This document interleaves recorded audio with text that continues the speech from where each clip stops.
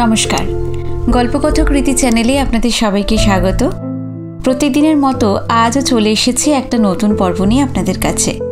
আশা করি আপনাদের এই উপন্যাসটি ভালো লাগছে। গল্প পাঠ ভালো লাগলে অবশ্যই চ্যানেলটি সাবস্ক্রাইব করে রাখবেন। তো চলুন শুরু করি আজকের পর্ব। শুরু করছি আজকের পর্ব কেয়াপাতার নৌকো উপন্যাসের তৃতীয় খণ্ডের 10ম পর্ব। যুদ্ধের আমলে ডিফেন্সের প্রচার বিভাগে চাকরি নিয়ে এসেছিল হিরণ। মিত্রশক্তি তখন সিঙ্গাপুরে, মালয়ে, বর্মায় জাপানিদের হাতে কচু কাটা হচ্ছে। যারা বেঁচে আছে তারা বার্মা বর্ডার পেরিয়ে প্রাণ ভয় পালাচ্ছে কলকাতার দিকে। যে ব্রিটিশ সিংহ একদা সারা দুনিয়া দাপিয়ে বেড়াতো, তোজোর ঝটিকা বাহিনী তার নাক, কান এবং লেজ ছেঁটে দিচ্ছে। কিন্তু যাদের রাজত্বে সূর্যাস্ত হয় না, তাদের এই চরম হেনস্থার খবর রটে গেলে গালে চুনকালি লেগে যাবে। কাজেই মুখ রক্ষার জন্য পাল্টা প্রচার দরকার। যখন অ্যালায়েড ফোর্স ল্যাজ গুটিয়ে 50 মাইল পিছিয়ে এসেছে, তখন জানানো হচ্ছে মিত্রবাহিনী 80 মাইল এগিয়ে গেছে। যখন 20টা ট্যাঙ্ক আর 30টা বোমারু বিমান ধ্বংস হয়েছে, তারপরে উল্টোটাই প্রচার করা হচ্ছে। কখনো কখনো অবশ্য বলা হচ্ছে সাকসেসফুল রিট্রিট, অর্থাৎ মিত্রশক্তি সাফল্যের সঙ্গে পশ্চাৎপসরণ করেছে। প্রচার দপ্তর থেকে ঝুড়ি ঝুড়ি মিথ্যে বোঝাই এই জাতীয় প্রেস নোট তৈরি করতে হতো হিরণকে। সেগুলো ছাপার জন্য পাঠানো হতো খবরের কাগজের অফিসে। যুদ্ধের পর প্রচার দপ্তরের কাজ নেই। ইংরেজ তখন পালাই পালাই করছে। জার্মান বোমায় লন্ডনের অর্ধেক মাটিতে মিশে গেছে। আর্থিক দিক থেকে একেবারে হাড়ির হাল। এই অবস্থায় কয়েক হাজার মাইল দূরে অন্য গোলার্ধে কলোনি আগলে রাখা অসম্ভব। প্রচার দপ্তর গুটিয়ে ফেলা হলো। যুদ্ধের 2-2.5 বছরের মাথায় রেশনিং চালু হয়ে গিয়েছিল। প্রচার দপ্তর থেকে ফুড কন্ট্রোলে পাঠানো হলো হিরণকে। এখন সেই ডিপার্টমেন্টেরই সে অফিসার। জ্বরের জন্য কদিন অফিসে যেতে পারেনি হিরণ। বিনুরা আসার পর আরও দিন কয়েক ছুটি নিয়েছিল। এখনও প্রচুর মেডিকেল আর আর্নড লিভ জমা হয়ে আছে। হিরণ ছুটিটা আরেক সপ্তাহ বাড়িয়ে নিল। নিত্যদাস সেই যে এসেছিল, তারপর কটা দিন বিনু আর ঝিনুককে নিয়ে সারা কলকাতায় চরকির মতন ঘুরে বেড়ালো হিরণ আর সুধা। গঙ্গার ধার, Eden garden, Howrah bridge, botanical garden, Dakshineswar, Kalighat, marble palace, monument. 2 দিন নাইট শোয়ে সিনেমাও দেখল, দেবী চৌধুরানী আর কবি। যার জন্য এত ছোটাছুটি, সেই ঝিনুকের দিনগুলো যেন ঘোরের মধ্যে কেটে যাচ্ছে। কলকাতার চারিদিকে কত যে ইন্দ্রজাল। ঝিনুকের মনে হয় কোনো স্বপ্নদৃশ্যে সে ডানা মেলে ভাসছে। সুধাদের কাছে এসে তার বড় ভালো লাগছে। আজ বৃহস্পতিবার। কদিন সারা কলকাতায় অবিরল পাক খাওয়ার পর আজ শরীর একেবারে ছেড়ে দিয়েছে। বাড়ি থেকে কারোরই বেরোতে ইচ্ছে করছে না। তাছাড়া বৃহস্পতিবার যুগল আসে। যুদ্ধের আমলের মিলিটারি হাসপাতালে পা ড্রেস করিয়ে এই বাড়িতেই দুপুরটা কাটিয়ে যায়। অত দূর থেকে এসে হিরণদের কাউকে না পেলে জখম পা নিয়ে এতটা ছোটাছুটি সার হবে। খুবই কষ্ট হবে যুগলের। সকালে 1 দফা চা হয়ে গেছে, এখন 10:30টার মতন বাজে। বাইরের ঘরে আরও একবার চা নিয়ে বসেছে বিনু আর হিরণ। ভিতরে রান্নার তোড়জোড় চলছে। সেখান থেকে ঝিনুক আর সুধার অস্পষ্ট কথাবার্তা ভেসে আসছে। মাঝে মাঝে কোনো মজার কথায় দুজনে হেসেই কুটোপাটি হচ্ছে। বিনু খুব একটা চা খেত না, সকালে 1 কাপ, বিকালে 1 কাপ। কিন্তু হিরণদের কাছে এসে সঙ্গগুণে চায়ের মাত্রাটা অনেক বেড়ে গেছে। জানালার বাইরে পরিষ্কার নীলাকাশ। সকালের দিকে যে কুয়াশা ছিল, এখন তার লেশমাত্র নেই। ঝলমলে রোদ ছড়িয়ে আছে চারিদিকে, তবে আগের মতো ঝাঁঝ নেই। উত্তরে বাতাস ক্রমশ শীতল হচ্ছে। শীত ঋতু যে লম্বা পায়ে এগিয়ে আসছে, সেটা টের পাওয়া যায়। এই কদিন যেখানে যেখানে ঘোরা হয়েছে, যে কটা সিনেমা দেখা হয়েছে, সেই সব নিয়ে লঘু মেজাজে গল্প হচ্ছিল। হঠাৎ হিরণ বলল, কলকাতায় চলে এসেছো, আর কখনো রাজদিয়ায় ফেরার প্রশ্নই নেই। কি করবে কিছু ঠিক করেছো?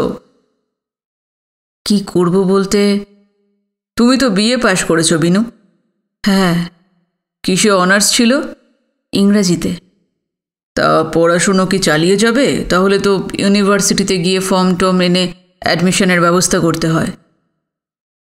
এই বছরের ক্লাস অবশ্য অনেক আগে শুরু হয়ে গেছে। শুনেছি উদ্বাস্তু ছাত্রদের ব্যাপারে ইউনিভার্সিটি খুব সিম্প্যাথেটিক, দেরিতে হলেও ভর্তি করে নিতে পারে। অনেকক্ষণ চুপ করে থাকে বিনু। 46-এর দাঙ্গার পর পূর্ব বাংলার আবহাওয়া বিষবাষ্পে ভরে গেছিল। সারাক্ষণ উৎকণ্ঠা, সারাক্ষণ মৃত্যু ভয়। সবচেয়ে বড় সংকট তখন ঝিনুককে নিয়ে। প্রায় বদ্ধ উন্মাদ হয়ে গিয়েছিল সে। তারপর তো বিরাট ঝুঁকি নিয়ে প্রবল আতঙ্কের মধ্যে ঝিনুককে নিয়ে এপারে চলে এলো বিনু। এর ভেতর অন্য কিছু ভাবার সে সময়ও পায়নি। কিন্তু এটা তো ঠিক, সামনে বিপুল ভবিষ্যৎ। একটি যুবকের পক্ষে হাত পা গুটিয়ে বসে থাকা তো সম্ভব নয়।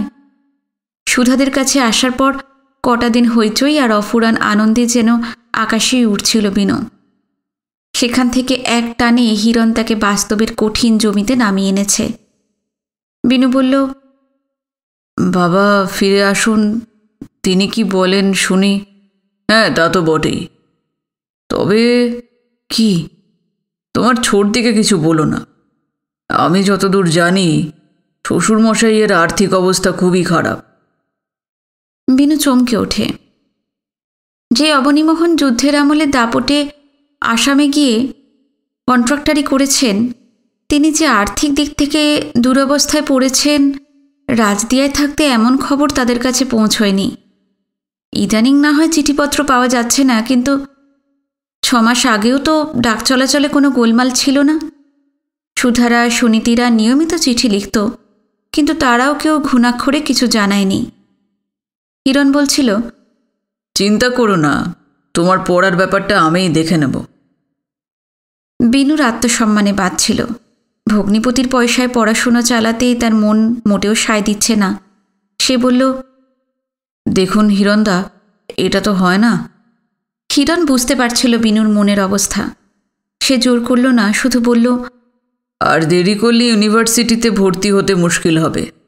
বিনু উত্তর দিল না, কিছুক্ষণ চুপচাপ।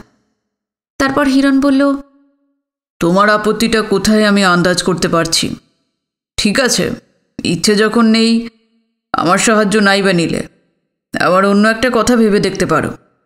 কি কথা? একটা চাকরি বাকরি করো তুমি এখন, ফাঁকে ফাঁকে পড়ে প্রাইভেটে এমএটা দিলে। এই পরামর্শটা মনে ধরল বিনুর। অবনীমোহন সম্পর্কে যে খবরটা পাওয়া গেল, তাতে তার বোঝা বাড়ানো ঠিক হবে না। ঝিনুক আর সে গিয়ে থাকবে, দুটো মানুষের দায়িত্ব তো কম নয়। তার ওপর পড়াশোনার খরচ। না, রোজগারের একটা ব্যবস্থা তাকে করতেই হবে। বিনু ব্যগ্রভাবে বলল, আমি তো এখানকার কিছুই চিনি না। চাকরি পেতে হলে কি করতে হবে তাও তো জানি না। আমাদের ফুড ডিপার্টমেন্টে মাস 2-এর ভেতরই কিছু লোক নেবে। রিফিউজিদের প্রায়োরিটিও দেওয়া হবে। তুমি গ্র্যাজুয়েট আছো, তার উপর অনার্স। তোমার চাকরি আশা করি হয়ে যাবে। তোমার বর্ডার স্লিপটা আছে তো? হ্যাঁ আছে। ইন্টারভিউয়ের সময় ওটা দেখতে চাইবে। আমি যে ওপার থেকে এসেছি তার প্রমাণ চাই, তাই তো? হ্যাঁ। ও, আসল ব্যাপারটাই তো বলা হয়নি। তোমার ম্যাট্রিকুলেশন, আইএ, বিএর সার্টিফিকেট আর ডিগ্রি তোমরা নিয়ে এসেছো তো? আমি তো সেদিনই আপনাকে বললাম, তার পাশে আসার সময় দাঙ্গাবাজরা নৌকো থেকে সব জিনিসপত্র লুট করে নিয়ে গিয়েছিল। তার ভেতর আমার ডিগ্রিও ছিল। হঠাৎ ভীষণ হতাশ হয়ে পড়ল হিরণ। মনে পড়ল ডিগ্রিগুলো খোয়া যাবার কথা বিনু তাকে জানিয়েছিল। তার খেয়াল ছিল না। বলল, সর্বনাশ, ওগুলো ছাড়া চাকরি হবে কি করে? সব উৎসাহ নিমেষে বিলীন। পাংশু মুখে বসে থাকে বিনু। খানিক ভেবে হিরণ বলল, একটা উপায় অবশ্য আছে। রাজদিয়া কলেজের প্রিন্সিপাল যদি লিখে দেন তুমি ওখান থেকে বিএ পাশ করেছো, তবে কাজ হতে পারে। ইস, নিত্যদাস হেমদাদুর চিঠি লিখিয়ে নিয়ে গেল, তখন আমার একেবারেই খেয়াল হয়নি। চিঠিতে এই সমস্যার কথাটা লিখে দিলে হেমদাদু প্রিন্সিপালের সঙ্গে দেখা করে ব্যবস্থা করতে পারতেন। ভীষণ ভুল হয়ে গেল। বিনু উত্তর দিল না। কি যেন চিন্তা করে হিরণ। চকিতে আলোর একটা সংকেত চোখের সামনে ঝিলিক দিয়ে যায়। শোনো বিনু, ইন্টারভিউতে ডাকতে অনেক দেরি। তুমি একটা দরখাস্ত তো করে দাও।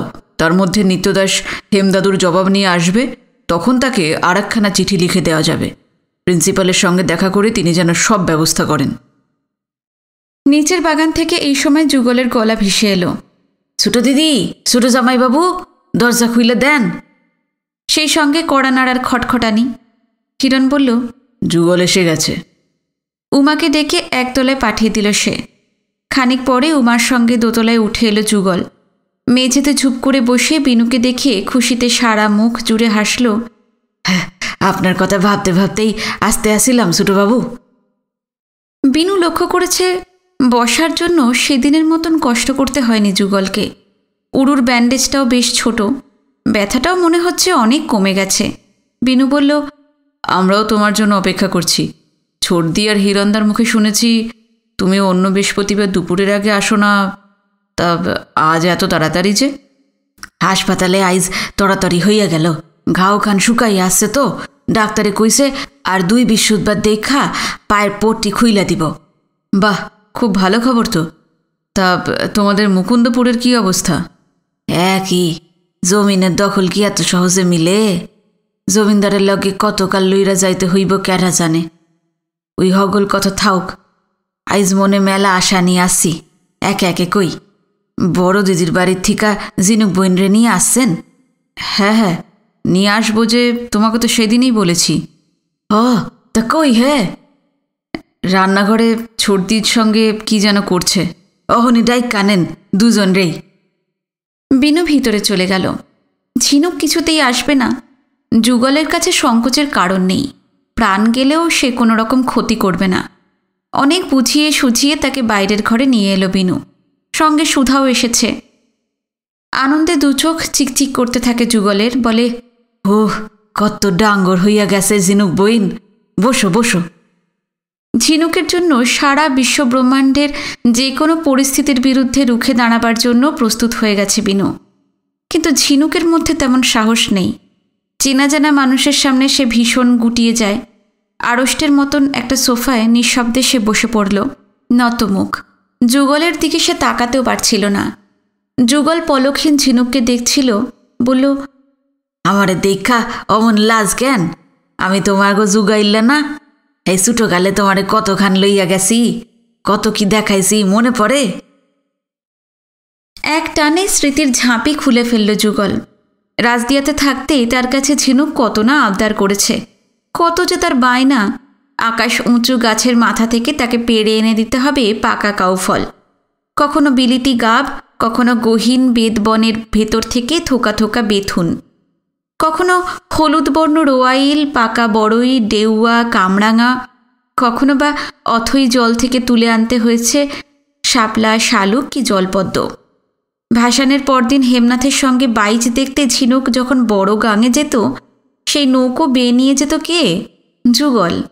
চৈত্র সংক্রান্তির মেলায় যখন কাঠের পুতুল, জ্যান্ত টিয়া পাখি বা তিলা, কদমা, চিনির মঠ কিনতে যেত, সঙ্গে থাকত কে? যুগল। ছোট ছোট কত ঘটনা, টুকরো টুকরো কত আনন্দের স্মৃতি। যুগল যেন লহমায় ঝিনুককে সারি সারি স্বপ্নদৃশ্যের ভিতর টেনে নিয়ে গেল। সরল, লকপট, মারপ্যাঁচিন এই যুবকটির স্বভাবে কোথায় যেন একটা ঝোড়ো হাওয়া আছে। এক ঝাপটায় ঝিনুকের সব আড়ষ্টতা উধাও। শক্ত খোলার ভেতর থেকে ধীরে ধীরে সে বেরিয়ে আসে। পুরনো দিনের সুখস্মৃতি তাকে যেন শত দিকে ভাসিয়ে নিয়ে যায়। যেসব ঘটনা যুগলের মনে পড়েনি সেগুলো মনে করিয়ে দেয়। মজার মজার কথায় হেসে কুটিপাটি হতে থাকে। ঢাকায় তার চরম লাঞ্ছনার খবরটা যুগল জানে কি না সে সম্বন্ধে আর খেয়াল থাকে না ঝিনুকের। যুগল মাথা ঝাঁকিয়ে ঝাঁকিয়ে বলে, ঝিনুক বইন, অহন কি ভালাতে লাগতাছে? এই হাসনা ছিল কই? এই বয়সে শোকাতেপা মানুষের লাখান মাটিতে চোখ নামাইয়া বইসা থাকলে আমার মন খারাপ হইয়া যায়। ঝিনুকই শুধু নয়, হিরণ আর সুধাও হাসছিল। ঝিনুক বইনের লগে দেখা হইয়া গেল। এইবার পরের কথা হান কই ছোটবাবু? হ্যাঁ বলো, কি কথা? আমার লগে আইজ আপনারে আজ ঝিনুক বইনরে মুকুন্দপুরে লইয়া যামু। আমাকে ওইখানের মানুষজন আপনাকে দেখানোর লইগা পথের দিকে তাকাইয়া আছে। বিনুর মনে পড়ল আগের বৃহস্পতিবার তাকে মুকুন্দপুরে নিয়ে যাবার কথা বলেছিল যুগল, কিন্তু সেটা যে আজই ভাবতে পারেনি। বলল, এত তাড়াহুড়ো কেন? এখন তো আমরা কলকাতায় থাকছি, অন্য একদিন যাব। অন্য দিন না, আইজি যাইবেন। পাখি মাথার কিরা দিয়া কইয়া দিছে আপনাকে দুইজনরে লইয়া যাইতে হইব। আপনারা না গেলে আমার ঘেটিতে মাথা হান থাকবো না। হ্যাঁ সারা আমাকে রাইজ দেয়া আর চারপাশের গেরামগুলান থেকে কত মানুষ মুকুন্দপুরে গিয়া উঠছে, তাগো নিরাশ কইরেন না ছোটবাবু। নিশিকান্ত আচার্যির কথা মনে আছে? তাজপুরেতে নাগো বাড়ি আসিল। রাজদিয়ার দক্ষিণ দিকে 3খানা গ্রামের পর তাজপুর। নিশিকান্ত আচার্যকে বেশ কয়েকবার হেমনাথের কাছে যাতায়াত করতে দেখেছে বিনু। যখন আসতো তার সঙ্গে সামান্য 2-1 কথা বলতো, ব্যাস এই পর্যন্ত। তার সম্বন্ধে এর বেশি কিছু মনে নেই। হঠাৎ এত মানুষ থাকতে আলাদা করে নিশিকান্ত আচার্যর কথা কেন তুলল জিজ্ঞেস করায় যুগল বলল, পাখি আপনাকে দুইজনের খাওয়ানোর লইগা চাউল, তরকারি, মাছ, ডাউল তেনাগো কাছে দিয়ে আসছে। ওনারা ব্রাহ্মণ তো, আপনাকে লইগা রাইন্ধা দিব। পাছে তাদের হাতে না খায় সেজন্য ব্রাহ্মণদের দিয়ে রান্নার ব্যবস্থা করেছে যুগলরা। শুনেই মাথার ভিতরটা তপ্ত হয়ে ওঠে বিনুর। গলার স্বর চড়িয়ে বলে, তোমার কি করে মনে হলো যে তোমরা রেঁধে দিলে আমরা খাবো না? হুসা যাইতের মানুষে আমাকে সুয়া খাই না, এই লইগা। খাইবেন আমাকে হাতে ছোটবাবু? সত্যই খাইবেন? খাবো খাবো খাবো। আমি তোমাদের হেমকর্তার নাতি যুগল। তিনি সবার বাড়িতে খেতেন, তোমার মনে নেই? জাতপাত মানতেন না তিনি, আমিও মানি না। কিন্তু আজ আজ আমাদের মুকুন্দপুরে না গেলেই ভালো হয়।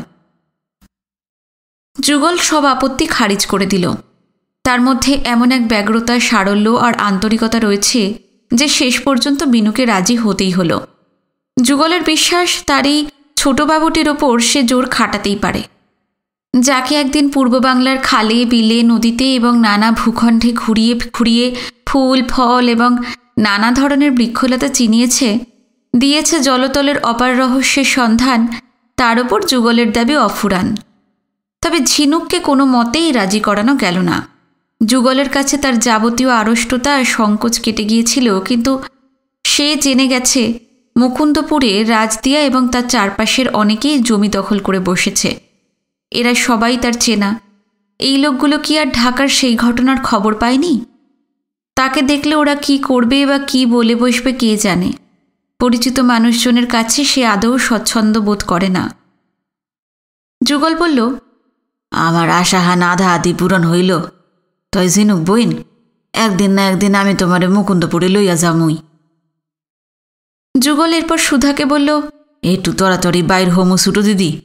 আপনার রান্ধন কত দূর? এই তো হয়ে এসেছে। কেন? যা হইছে হ্যাঁ দিয়া দেন। মুকুন্দপুর কাছে পিঠে নয়, যাইতে সময় লাগে। হ্যাঁ সারা পথে একখান কাম সারতে হইব। খাওয়া দাওয়া চুকিয়ে কাপড়ের ঝোলায় বালতি, 2-1 জামা কাপড় এবং টুকিটাকি জিনিস ভরে যুগলের সঙ্গে বেরিয়ে পড়ল বিনু। হিরণ বলল, তোমাদের ছোটবাবুকে বেশি দিন আটকে রেখো না কিন্তু। না না, বড় জোর 4-5 দিন। এরপর আমি নিজে লগে কইরা দিয়া যামু। হিরণের মাথায় পর পর নানা চিন্তা উঁকি ঝুঁকি দিতে থাকে। চাকরির ব্যাপারে বিনুর দরখাস্ত লেখা হয়নি, সেটা তাড়াতাড়ি লিখে দেওয়া দরকার। অবনীমোহনের ফেরার সময় হয়ে এসেছে। বিনুকে সঙ্গে করে ভবানীপুরে গিয়ে একবার তার খোঁজ নিয়ে আসতে হবে।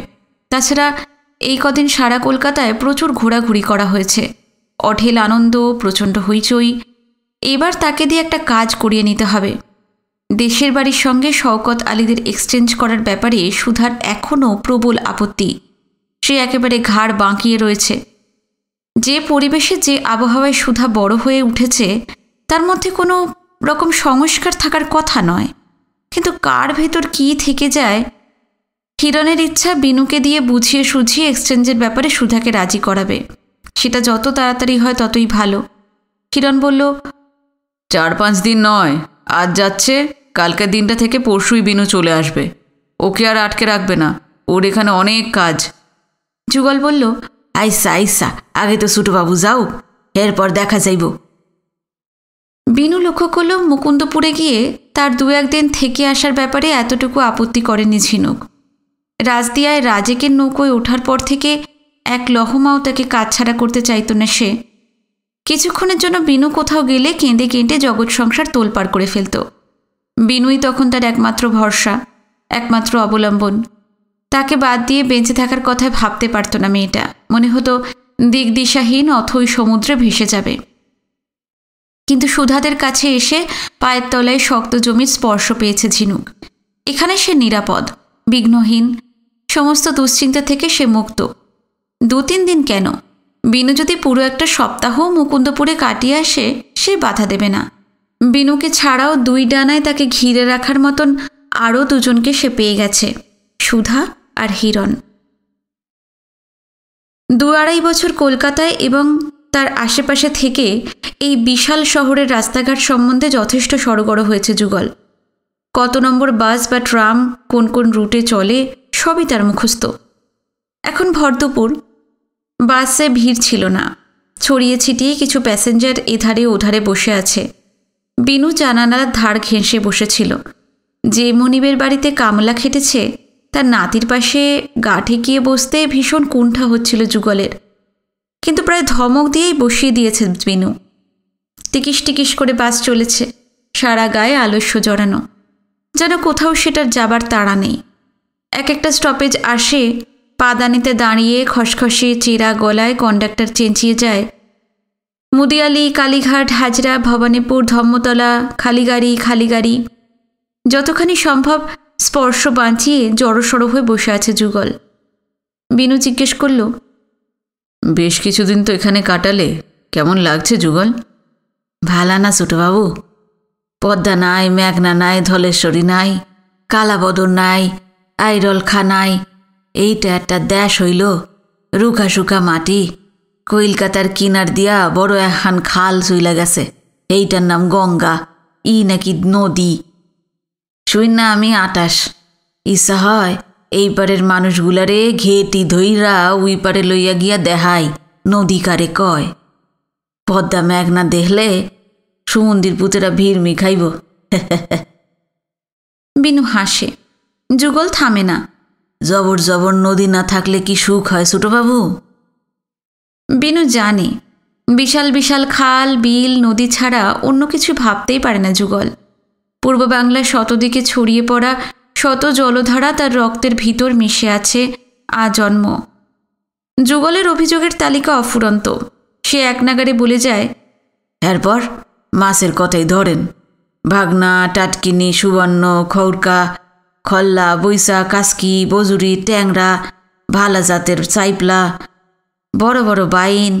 এইখানের মাইনসে বাপের জন্মে এই হগল মাছের নামও শোনে নাই, চৌখেও দেখে নাই। থাকনের মধ্যে রুইত, মৃগেল, কাতলা, ইসা, ভ্যাকট, পাইসা আর লুনা জলের মাছ। বিনু হাসতে থাকে, কিন্তু যুগল বলে যায়, নানা কিসেমের মাছ থাকবো, জবর জবর নদী থাকবো, হাওর থাকবো, তয় না হান দেশ। বোঝা যায় দেশভাগের পর সীমান্তের এপারে এসে যুগল খুব একটা ভালো নেই। তার আক্ষেপের শেষ নেই। ধর্মতলে পৌঁছে গেল বিনুরা। সেখানে নেমে অন্য একটা বাস ধরে শিয়ালদায় তাকে নিয়ে এলো যুগল। এখান থেকে ট্রেনে আগরপাড়া যেতে হবে, তারপর পায়ে হেঁটে কিংবা সাইকেল রিকশায় মুকুন্দপুর। শিয়ালদায় পৌঁছতে যুগলের সেই কথাটা মনে পড়ে গেল বিনুর। জিজ্ঞেস করল, তখন বললে তোমার কি কাজ আছে রাস্তায়, ভুলে গেছো নাকি? ভুলি নাই, কামটা আমার এই শিয়ালদার স্টেশনে। কি কাজ সেটা বিস্তারিত বুঝিয়ে দিল।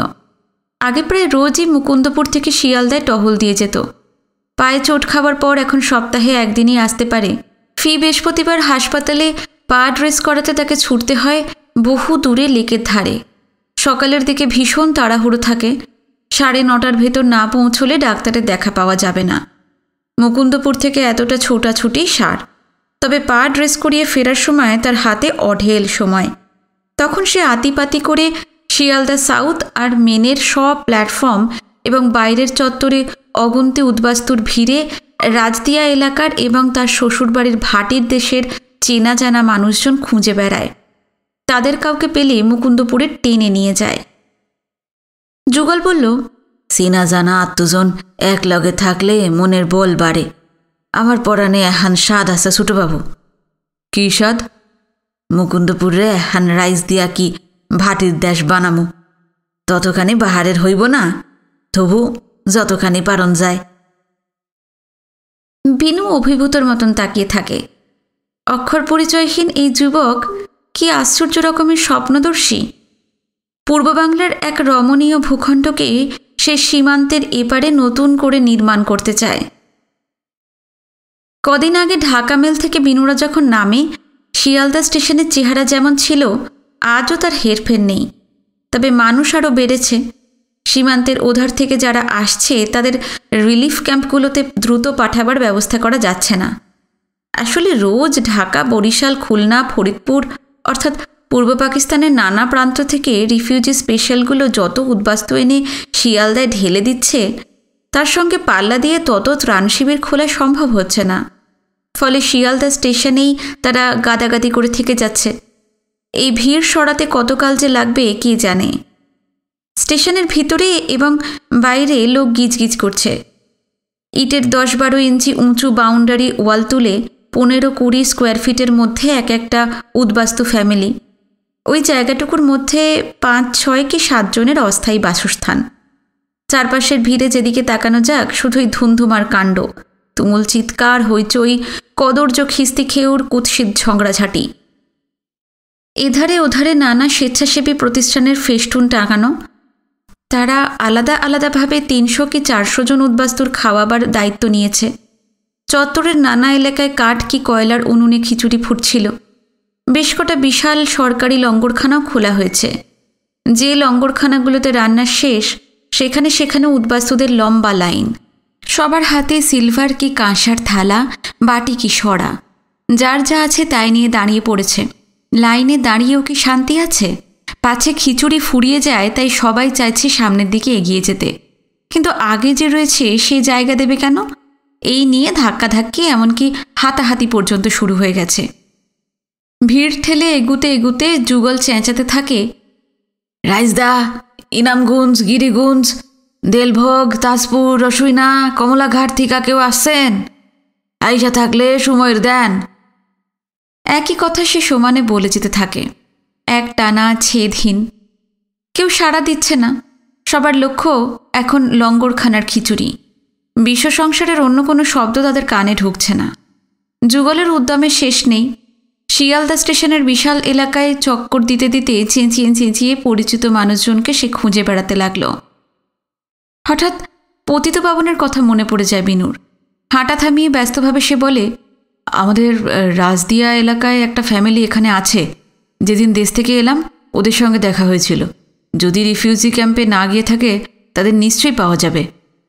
কাগো কথা কন ছোটবাবু? পতিতপাবনদের। আমার সঙ্গে ও রাজদিয়া স্কুলে পড়তো। আমি হ্যারে চিনি, চলেন ওনাগো বিশ্রাইয়া বাইর করি। উদ্দীপনায় চোখমুখ জলজল করতে থাকে যুগলের। এই বিপুল জনসমুদ্রের মধ্যে আজ একজন অন্তত চেনা মানুষের খবর পাওয়া গেছে। একজনই বা কম কি। সেদিন পতিতপাবনের সঙ্গে যখন দেখা হয়, সবে ঢাকা মেল থেকে শিয়ালদায় নেমেছে বিনুরা, ক্লান্ত, বিধ্বস্ত, ক্ষুধার্ত এবং দিশেহারাও। তখনও এই প্রায় অচেনা শহরে অবনীমোহনের ঠিকানা খুঁজে বার করার জন্য প্রবল উৎকণ্ঠা ছিল। স্টেশন চত্বরের কোন প্রান্তে পতিতপাবনদের সেদিন দেখেছে বিনু একবার ভাবতে চেষ্টা করল। ওদিকে যুগলের তর সইছিল না। সে তাড়া লাগায়, কি হইল ছোটবাবু, খাড়াইয়া রইলেন কেন? স্মৃতি হাতড়াতে হাতড়াতে বিনুর মনে পড়ে যায় খোলা চত্বরে যে দিকটায় সওয়ারির আশায় ঘোড়ার গাড়িগুলো সারিয়ে দিয়ে দাঁড়িয়ে থাকে, তারই কাছাকাছি ছিল ইট দিয়ে ঘেরা পতিতপাবনদের আস্তানা। বিনু বলল, না না কিছু না, চলো। ঘোড়ার গাড়ি স্ট্যান্ডটার কাছে এসে চমকে উঠল বিনু। শিয়ালদার হট্টগোল এবং ধুন্ধুমার ছাপিয়ে এখানে কি এক তুলকালাম কাণ্ড চলছে। পতিতপাবনদের সঙ্গে সেদিন যেখানে দেখা হয়েছিল সেই জায়গাটা ঘিরে এখন চাপ বাঁধা ভিড়। বৃত্তাকারে ঠাসাঠাসি করে প্রচুর লোক দাঁড়িয়ে কি যেন দেখছে। বৃত্তের ভেতর গলার শিরা ছিঁড়ে কেউ সমানে চিৎকার করছিল। সেই সঙ্গে তার মুখ থেকে ঢলের মতন বেরিয়ে আসছে কদর্য খিস্তি, বাছা বাছা নোংরা সব গালাগাল। তার সঙ্গে পাল্লা দিয়ে আরও অনেকে চেঁচাচ্ছে। ভিড়ের বাইরে থেকে কি হচ্ছে দেখা না গেলেও সবচেয়ে চড়া গলাটা চেনা গেল পতিতপাবনের। বুকের ভেতরটা ধক করে ওঠে বিনুর। ধারে কাছে লঙ্গরখানার লাইন নেই যে আগে গিয়ে দাঁড়াবার জন্য মহাযুদ্ধ বিধে যাবে। তাহলে কি হতে পারে?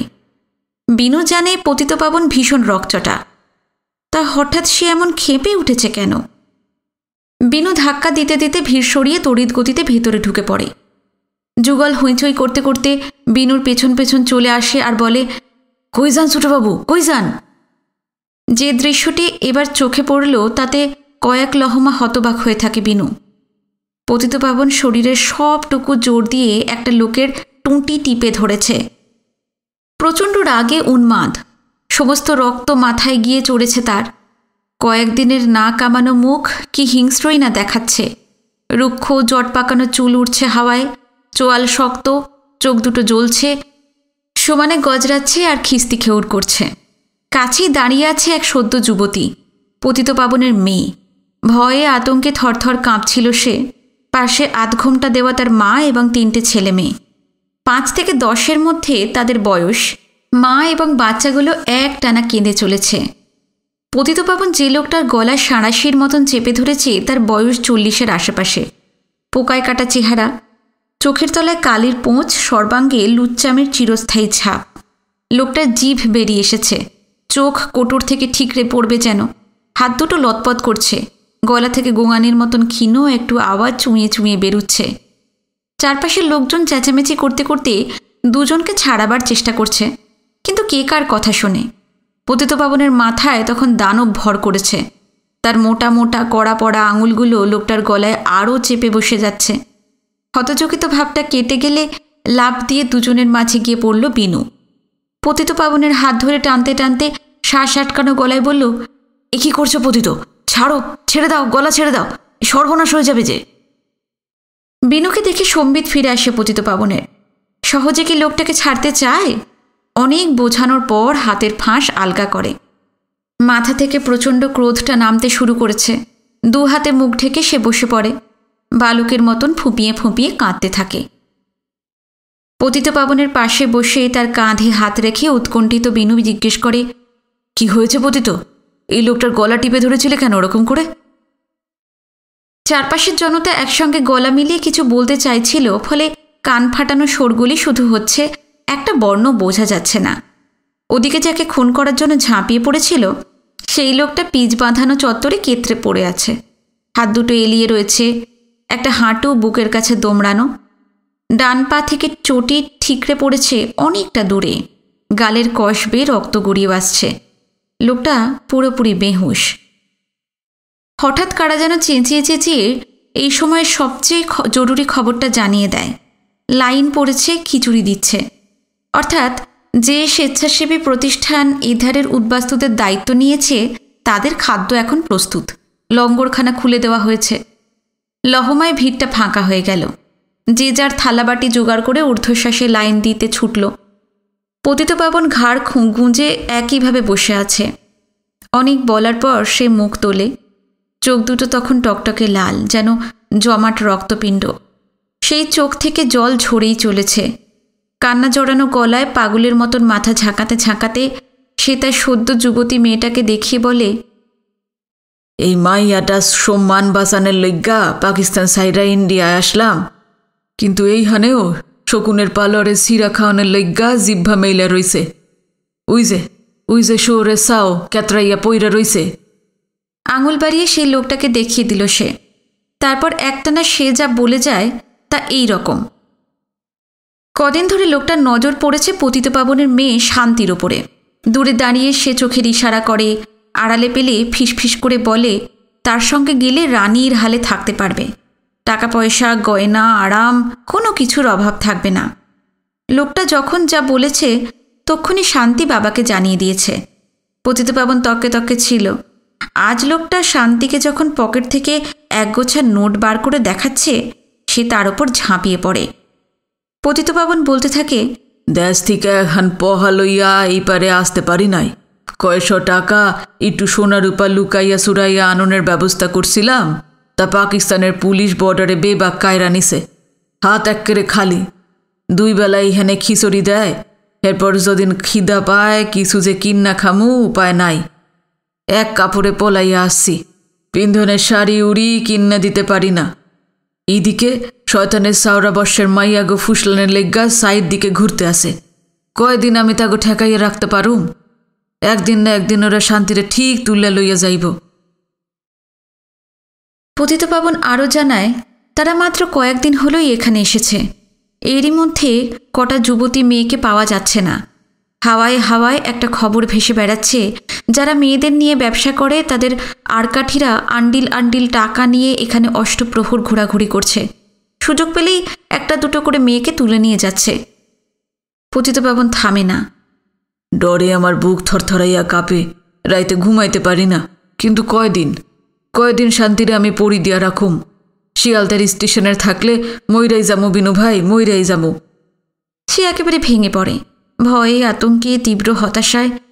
যুগল এতক্ষণ নীরবে শুনছিল, এবার বলল, পতিত দাদা, আপনার এইখানে থাকতে হইব না, আমাগো লগে চলেন। কোন হানে যামু তগো লাগে? যেইখানে আমরা থাহি, মুকুন্দপুরে, এইখানে কোনো সুমন্দির পুতের আপনার মাইয়ার দিকে নজর দিতে সাহস হইব না। মুকুন্দপুর কোন জায়গা এটা? সংক্ষেপে সব বলল যুগল। সেখানে গেলে চেনাজানা মানুষের সঙ্গে যে দেখা হবে তাও জানালো। আরও জানালো, রাজদিয়া অঞ্চলের লোকেদের খোঁজে প্রায়ই সে শিয়ালদায় আসে। আজও সেই উদ্দেশ্যে এসেছিল। পতিতপাবনের খবরটা বিনুর কাছেই সে পেয়েছে। পতিতপাবন বিনুকে জিজ্ঞেস করে, যুগইল্লার লগে তোমার কেমনে দেখা হইল? বিনু বলল, তুমি তাইলে মুকুন্দপুর দেখতে যাইতে আসো? হ্যাঁ। যুগইল্লা, তুই তো আমারে লইয়া যাইতে চাস, এইখানে গেলে খামু কি? শিয়ালদায় তবু 2 বেলা খিচড়ি দেয়। যুগল বলল, একটা বন্দোবস্ত হইয়া যাইব, আগে চলেন তো। আমাগো যদিন 2 গরাস জোটে আপনাগো জুটব। এইখানে পয়সা গইলে মরণের থিকা ভালা কইরা বাসনের একটা চেষ্টা কইরা দেখেন না। কি একটু ভাবে পতিতপাবন। হেমনাথের বাড়ির কামলা যুগলকে রাজদিয়া সে কতবার দেখেছে, কিন্তু এই যুগল তার একেবারেই অচেনা। মহাকাশের পরপার থেকে সে এক দুর্লভ আশার বার্তা নিয়ে যেন হাজির হয়েছে। নৈরস্যের অতল গহ্বরে যখন পতিতপাবন ডুবে যাচ্ছে, সদয় একখানা হাত বাড়িয়ে দিয়েছে যুগল। এ ছিল তার প্রত্যাশার বাইরে, একেবারেই অভাবনীয়। পতিতপাবন ভীষণ উদ্দীপ্ত, তার চোখে মুখে হাতে পায়ে বিদ্যুৎ খেলে যায়। বলে, যুগইল্লা, তোর লগেই যামো। বিনু ভাই, তোমরা একটু খাড়াও, জবর ক্ষুধা পাইছে। শেষবারের লাখান শিয়ালদায় খিচুড়িটা খাইয়া যাই। লাফ দিয়ে সে উঠে দাঁড়িয়ে ছেলে মেয়ে বউকে নিয়ে টানতে টানতে লঙ্গরখানার লাইনে গিয়ে দাঁড়ায়। এদিকে যে লোকটা ঘাড় গুঁজে পড়েছিল, কখন হুঁশ ফেরার পর উধাও হয়ে গেছে বিনুরা কেউ লক্ষ্য করেনি। 8 ঘন্টাও লাগলো না। খাওয়া দাওয়া চুকিয়ে সামান্য যা বাসন কোসন ছিল কাপড়ে বেঁধে পতিতপাবন বলল, যারা আমাগুল খাওয়ানোর ভার নিছে তাকে কইয়া আসছি, খাতা থিকা আমাগোর নাম কাইটা দেন। অর্থাৎ যে স্বেচ্ছাসেবী প্রতিষ্ঠান পতিতপাবনদের দায়িত্ব নিয়েছিল তাদের ভারমুক্ত করে এসেছে সে। যুগল বলল, ভালাই করছেন পতিত দাদা।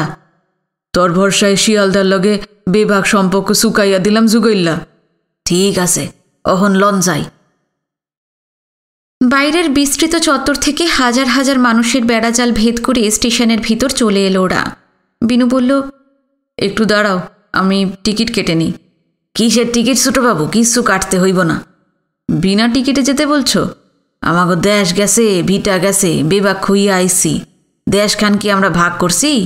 বর্ডারের ওই পারে যা ফেলাইয়া আসছি, আমাগো আয়না দেউক, তখন একখানের জায়গায় 2 হান টিকিট কাটুম। আসেন তো। ওরা আগরপাড়ার ট্রেন ধরার জন্য 3 নম্বর প্ল্যাটফর্মের দিকে যাচ্ছিল। হঠাৎ গজরাতে গজরাতে হুড়মুড় করে 1 নম্বর প্ল্যাটফর্মে গোয়ালন্দ থেকে রিফিউজি স্পেশাল এসে থামল। পাকিস্তানের কখন ট্রেন আসবে তার ঠিক ঠিকানা নেই। সকালে যে ট্রেনের আসার কথা সেটা হয়তো শিয়ালদায় পৌঁছলো বিকেলে কিংবা মধ্যরাতে। আসলে গোয়ালন্দ থেকে নির্দিষ্ট সময়ে যে ট্রেন ছাড়বে জোর দিয়ে তা বলা যায় না। বর্ডারের ওপারে সমস্ত কিছুই চলে পাকিস্তানের মর্জি মাফিক, বিশেষ করে রিফিউজি স্পেশালগুলোর বেলায় পুরোটাই দায়সারা ভাব। তার সঙ্গে মিশে আছে উপেক্ষা, বিরক্তি, ঘৃণা। যদিও ঠিক সময় ট্রেনটা ছাড়ল, রাস্তায় হানাদারদের উৎপাত, বর্ডারে অবিরল হয়রানি, এইসব পোহানোর পর তবে তো শিয়ালদায় পৌঁছবে। যুগল থমকে দাঁড়িয়ে গিয়েছিল। দেখা দেখি বাকি সবাই। বিনু জিজ্ঞেস করল, কি হলো? ছোটবাবু, চলেন আমার লগে। পতিত দাদা, আপনারা এইখানে খাড়াইয়া থাকেন, একেবারে লইরেন না। মানুষের ভিড়ে মিশা গেলে বিশ্রাইয়া বাইর করতে পারুম না। আমাকে কোথায় নিয়ে যাবে? গোয়ালন্দ থেকে গাড়ি আসছে, দেখি চিনা জেনা কাউরে পাই কিনা। বিনুর একটা হাত ধরে প্রায় টানতে টানতে তাকে 1 নম্বর প্ল্যাটফর্মে নিয়ে গেল যুগল। মুকুন্দপুরকে আর একটা রাজদিয়া বা ভাটির দেশ বানানোর স্বপ্নটা সর্বক্ষণ তাকে অনন্ত উদ্দীপনায় ভরে রাখে। রিফিউজি স্পেশালের প্রতিটি কামরার ভেতর এবং ছাদ থেকে হুড়হুড় করে মানুষ নেমে আসছে, শীর্ণ ক্ষুধার্ত, সর্বস্ব খোয়ানো, চারিদিকে হইচই, প্রচণ্ড শোরগোল। সরকারি কর্মচারী এবং অফিসারদের চূড়ান্ত ব্যস্ততার ছুটোছুটি, মাইকে মুহুর্মুহু ঘোষণা, সদ্য আসা শরণার্থীদের শান্ত থাকতে বলা হচ্ছে, সবার থাকা খাওয়ার ব্যবস্থা করা হবে, দুশ্চিন্তার কোনো কারণ নেই, কেউ যেন অধীর হয়ে না পড়ে, ইত্যাদি ইত্যাদি। বিনুরা যেদিন এসেছিল অবিকল সেই দৃশ্য, কোথাও এতটুকু হেরফের নেই। যুগলের সেই একই পদ্ধতি। খানিকটা আগে বাইরের চত্বরে চেঁচিয়ে চেঁচিয়ে যেভাবে দেশের লোকজনের খোঁজ করছিল, হুবহু তেমনই কামড়ায় কামড়ায় মুখ বাড়িয়ে গলায় স্বর উঁচুতে তুলে এক নাগাড়ে বলে যাচ্ছিল। কিন্তু কারোর সাড়া পাওয়া গেল না। যুগল বেশ নিরাশী হলো। না, এই গাড়িতে আমাকে ওই দিকের একজনও আসে নাই, আর সময় নষ্ট কইরা কি হইব, চলেন ছোটবাবু জায়গা। শেষ কামরাটা দেখে প্ল্যাটফর্মের মাঝামাঝি যখন ওরা চলে এসেছে, আচমকা ডান দিক থেকে চেনা গলার ডাক বিনুর কানে ভেসে আসে। মুখ ফেরাতেই বিনু দেখতে পায় ইটের আল দিয়ে ঘেরা 20-25 স্কোয়ার ফিট এলাকার ভিতর হরিন্দ আর তার বউ ছেলে মেয়েদের নিয়ে বসে আছে। প্ল্যাটফর্মের এই জায়গাটুকুই তাহলে তার জন্য বরাদ্দ করা হয়েছে। সেদিন একসঙ্গে তারা তারপাশা থেকে স্টিমারে এবং পরে গোয়ালন্দ থেকে ট্রেনে কলকাতা এসে নেমেছিল।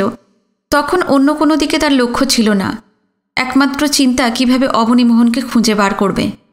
তারপর মাঝখানের কটা দিন তাকে আর ঝিনুককে ঘিরে এত সব কাণ্ড ঘটে গেছে, দুজনকে ঊর্ধ্বশ্বাসে ছুটতে হয়েছে শহরের এক মাথা থেকে অন্য প্রান্তে, যে অন্য কারোর কথা চিন্তা করার সময় পাওয়া যায়নি। ফরিদ তো উঠে এসেছিল। বিনু জিজ্ঞেস করল, সেই থেকে নিশ্চয়ই এখানে আছো? পরক্ষণে মনে হলো প্রশ্নটা একেবারে নির্বোধের মতন হয়ে গেছে। এই বিশাল অচেনা মহানগরে অন্য কোথায় বা যেতে পারে ওরা? বিনু যা ভেবেছে তারই যেন প্রতিধ্বনি শুনতে পেল হরিন্দর কথায়। কইয়া যামু ছোটবাবু, শুনাশন শুনতে আসি, আমাকে রানাঘাটের কাছে কোন এক ক্যাম্পে পাঠাইয়া দিম। কানে আসছে ক্যাম্পের অবস্থা এইখানের থিকাও খারাপ। বিনু কি বলতে যাচ্ছিল তার আগে হরিন্দ ব্যাকুলভাবে তার 2 হাত জড়িয়ে ধরে বলল, এই জায়গাটা একেবারে নরক ছোটবাবু, শয়ে শয়ে মানুষ, সাইডটা মোটে পায়খানা, গুমুতে সাইড দিক ঠিক থিকা, 2 বেলা 2 দলা কইরা খিচুড়ি খাইতে দেয়। এই স্টেশনে 6-7 হাত জায়গার মধ্যেই আমাকে 4-5 জন মানুষের শোন বসন। কি যে করুন ছোটবাবু, কপালে যে কি লেখা আছে ভাইবা দিশা পাই না। হ্যার উপর শয়তানের গোষ্ঠী যুবতী মাইয়া গো ভাগাইয়া লইয়া যাইতে আছে, টের পাই আমার মাইয়াটার উপর শকুনের দৃষ্টি আইসা পড়ছে। আমারে বাঁচান ছোটবাবু, এই নরকুণ্ড থিকা অন্য কোনো হানে লইয়া গিয়া থাকনের ব্যবস্থা কইরা দেন। খাওন জুটুক চাই না জুটুক, মাইয়াটা সর্বনাশ যেন না হয়।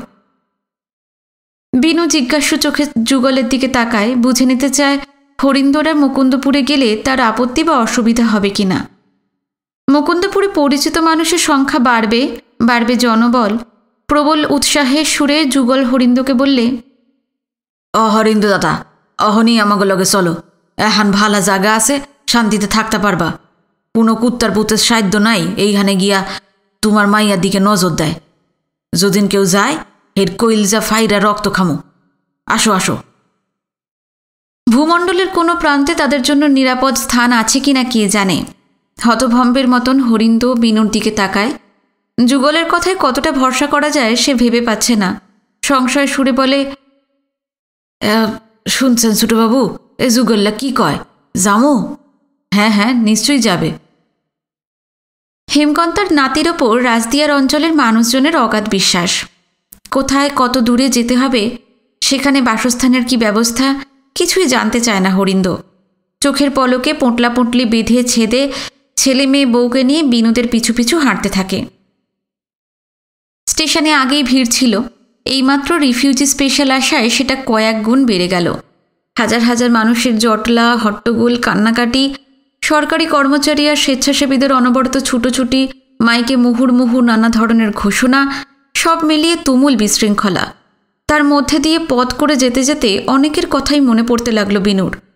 তালসোনাপুরের সেই ধুরন্ধর অধর ভুঁইমালি, পায়ের ব্যান্ডেজের ভেতর জমি বাড়ির দলিল, টাকা আর গয়না লুকিয়ে খোঁড়া সেজে যে পাকিস্তানি অফিসারদের ধোঁকা দিয়েছিল, কিংবা নয়া চিকিন্দি গ্রামের হরিদাস সাহা, যার মেয়েকে দাঙ্গাবাজরা রাত্রিরে তুলে নিয়ে যায়, বা তাহেরগঞ্জের নিরীহ ভুবন দাস, এমনই আরও অনেকে।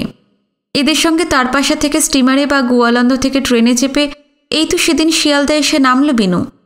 কিছুক্ষণ আগে স্টেশনের বাইরের বিশাল চত্বরে যুগল যখন রাজদিয়া এলাকার লোকজন খুঁজে বেড়াচ্ছিল, তখনও তাদের দেখা যায়নি। 1 নম্বর প্ল্যাটফর্মে যারা ইটের আল তুলে বসে আছে, তাদের মধ্যেও ওরা নেই। ওদের কি রিফিউজি ক্যাম্পে নিয়ে যাওয়া হয়েছে? কিছুই জানার উপায় নেই। হয়তো ওই লোকগুলোর সঙ্গে জীবনে আর কখনো দেখা হবে না। বিনুর বুকের ভিতরটা ভারী হয়ে ওঠে। হঠাৎ এদের পিছনে সরিয়ে দিয়ে রামরতন গাঙ্গুলিদের মুখগুলো চোখের সামনে ফুটে ওঠে। আশ্চর্য, এদের কথাই তো সবার আগে মনে পড়া উচিত ছিল। জামতলির সৎ আদর্শবাদী মাস্টারমশাইটি একদা স্বপ্ন দেখতেন স্বাধীন ভারতের জন্য সত্যিকারের মানুষ তৈরি করতে হবে, শিক্ষাকে পৌঁছে দিতে হবে সর্বত্র, দেশের সুদূর কোণে কোণে। জাতি যদি সুশিক্ষিত না হয়, দেশের ভিতটাই নড়বড়ে হয়ে যায়। সেই ইংরেজ আমলে শত প্রলোভন উপেক্ষা করেছেন রামরতন, বর্জন করেছেন যাবতীয় পার্থিব উচ্চাকাঙ্ক্ষা। পূর্ব বাংলার তুচ্ছ এক গ্রামে গিয়ে হেডমাস্টারির দায়িত্ব তুলে নিয়েছিলেন। সারাটা জীবন যিনি মানুষ গড়ার কাজে ক্ষয় করে দিলেন, শেষ বয়সে তার কী মূল্য পেলেন তিনি? মেয়েদের সম্মান বাঁচানোর জন্য তাকে দেশ ছাড়তে হলো। জীবন্ত রামরতন শেষ পর্যন্ত সীমান্তের এপারে পৌঁছতে পারেননি। রিফিউজি স্পেশালে এসেছিল তার সব নিথর অসার। তাকে ঘিরে 4টি শোকাতুরা মহিলার চিত্রটিই যেন দেখতে পাচ্ছে বিনু। রামরতনের ভাইপো বিমলের বাড়িতেই আছেন তার স্ত্রী এবং 3 মেয়ে। মেয়েদের মধ্যে 2জনের বিয়ে হয়নি। কেমন আছে ওরা? বিমল তার ঠিকানা লিখে দিয়েছিল। বিনু বলেছিল খুব শিগগিরই একদিন সেখানে যাবে, কিন্তু যাওয়া হয়নি। নিজের নানা সমস্যায় এতটাই ব্যতিব্যস্ত ছিল যে ওদের কথা মনেও পড়েনি। মুকুন্দপুর থেকে ফিরে এসে খুব শিগগিরই একদিন বিমলের বাসায় যেতে হবে। 1 নম্বর প্ল্যাটফর্ম যেখানে শুরু, তার মুখটায় দাঁড়িয়েছিল পতিতপাবনরা। হরিন্দদের দেখে ওরা বেশ খুশি হলো এবং অবাকও। পতিতপাবন জিজ্ঞেস করে, দেশ থেকে কবে আসলা হরিন্দ? এই দিন 7 হইল। ছোটবাবুর লগে তার পাশায় দেখা, এইখান থেকে এক লগে আসছি। তা আসিলা কই? এই কদিন তাদের কোথায় কেটেছে হরিন্দ জানিয়ে দিল। পতিতপাবন সামান্য আক্ষেপে সুরে বলে, আমরা আসছি 2 মাসের উপর। এক স্টেশনের আর এক মুড়ায় আসিলাম। কাণ্ড দেহ, এখানে থাকছি অথচ কারোর লগে দেখা হয় নাই। স্টেশনের বড় গোল ঘড়ির দিকে তাকিয়ে চঞ্চল হয়ে ওঠে যুগল। আগরপাড়ার গাড়ি সারণের সময় হয়ে আইলো, তাড়াতাড়ি চলেন। এই ট্রেন ধরতে না পারলে পরের গাড়ি লেগা আধা ঘন্টা বসে থাকতে হইব। 3 নম্বর প্ল্যাটফর্মের দিকে জোরে জোরে পা চালাতে চালাতে হরিন্দ পতিতপাবনকে বলল, আপনারাও কি যুগের লাগো কাছে থাকুনের লেগে চললেন? হ, আমরাও। ছোটবাবু যখন ভরসা দিছে, এর উপর আর কোনো কথা নাই। আগরপাড়ায় এসে বিনুরা যখন নামলো, হেমন্তের বেলা অনেকটা হেলে গেছে। রোদ জুড়িয়ে যাচ্ছে দ্রুত। স্টেশনের দুধারেই নানা ধরনের দোকানপাট, লোকজনও বেশ চোখে পড়ছে। সব মিলিয়ে জায়গাটা মোটামুটি জমজমাট। যুগল সবাইকে নিয়ে রেল লাইনের ওপারে চলে এলো। এই দিকটা বেশ ঘিঞ্জি, দোকানও তুলনায় অনেক বেশি। একধারে গাছতলায় কাতার দিয়ে কটা সাইকেল রিক্সা দাঁড়িয়ে আছে। বিনু বলল, রিক্সা নেওয়া যাক, কি বলো যুগল? মোটে 2 মাইল পথ। হ্যাঁ সারা, আমাকে ওই দিকের রাস্তাও ভালো না, রিক্সা যাইতে চায় না। গেলে মেলা ভাড়া চাইব। কম কইরা 5খান রিক্সা এতগুলান মানুষের লইয়া যাইতে লাগবো। হুদাহুদি এত টাকা খরচ করবেন কেন? সে জানে রিক্সা নিলে ভাড়াটা বিনুই দেবে। যুগল বলতে লাগলো, কথা কইতে কইতে চইলে যাবো, আধ ঘন্টাও লাগবো না। ঠিক আছে, তাই চলো। সে বুঝতে পারে অনাবশ্যক তার কিছু টাকা খরচ হোক, যুগল তা চাইছে না। স্টেশন এলাকাটা পেরুলে নতুন পুরনো বাড়ি মিলিয়ে বেশ কিছু ঘরবাড়ি রয়েছে, তবে সব কেমন যেন ছাড়া ছাড়া। শহর সেভাবে এখনো দানা বাঁধেনি। এধারে ওধারে অনেকগুলো পাকা রাস্তা চোখে পড়ল। এখানে যে একটা মিউনিসিপ্যালিটি আছে তার প্রমাণস্বরূপ রাস্তাগুলোর ধারে ধারে নতমস্তকে স্ট্রিট লাইটের পোস্ট দাঁড়িয়ে আছে। আলোগুলো অবশ্য এই দিনের বেলায় জ্বলছে না।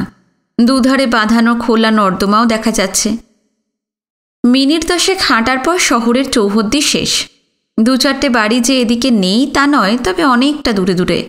পথপ্রদর্শকের মতন যুগল আগে আগে চলেছে, তার পাশে বিনু, পিছনে বাকি সবাই। যে রাস্তা দিয়ে বরাবর পূর্ব দক্ষিণে বিনুরা হাঁটছে সেটার খানিকটা পিচ দিয়ে মোড়া, কিছুটা খোয়ায় ঢাকা, তারপর কাঁচা গেঁয়ো পথ যেমন হয় হুবহু তাই। পিচ এবং খোয়ার এলাকা পেরুতেই দুধারে ধানের ক্ষেত। এখনো ফসল কাটা হয়নি, সোনালি শস্যে আদিগন্ত মাঠের ঝাঁপি ভরে গেছে। মাঝে মাঝে খাল, সাঁকো, সাঁকোর মাথায় মাছরাঙা, অনেক দূরে আকাশ যেখানে পিঠ ঝুঁকিয়ে দিগন্তে নেমেছে আবছা কটা গ্রাম। বাতাস চিরে চিরে মহাশূন্যে সাদা রেখা টেনে বকের ঝাঁক কোথায় উড়ে চলেছে কে জানে। রোদের জৌলুস যত মরে আসছে, হেমন্তের আকাশ ততই মলিন হচ্ছে।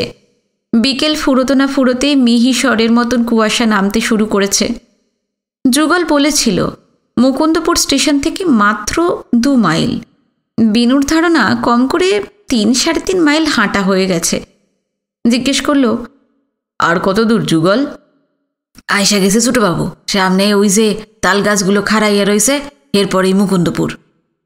300-400 হাত তফাতে তালগাছের একটা জটলা, সংখ্যায় 15-16টা হবে। আকাশের দিকে সেগুলো মাথা তুলে আছে। তালগাছের দঙ্গলটা পেরুতেই চোখে পড়ল বাঁ দিকে বিশাল এক বিল। বহু দূরে ওধারের সেই দিগন্ত পর্যন্ত সেটার বিস্তার। বিলের ডান দিকে 60-70টা মতন ঘর।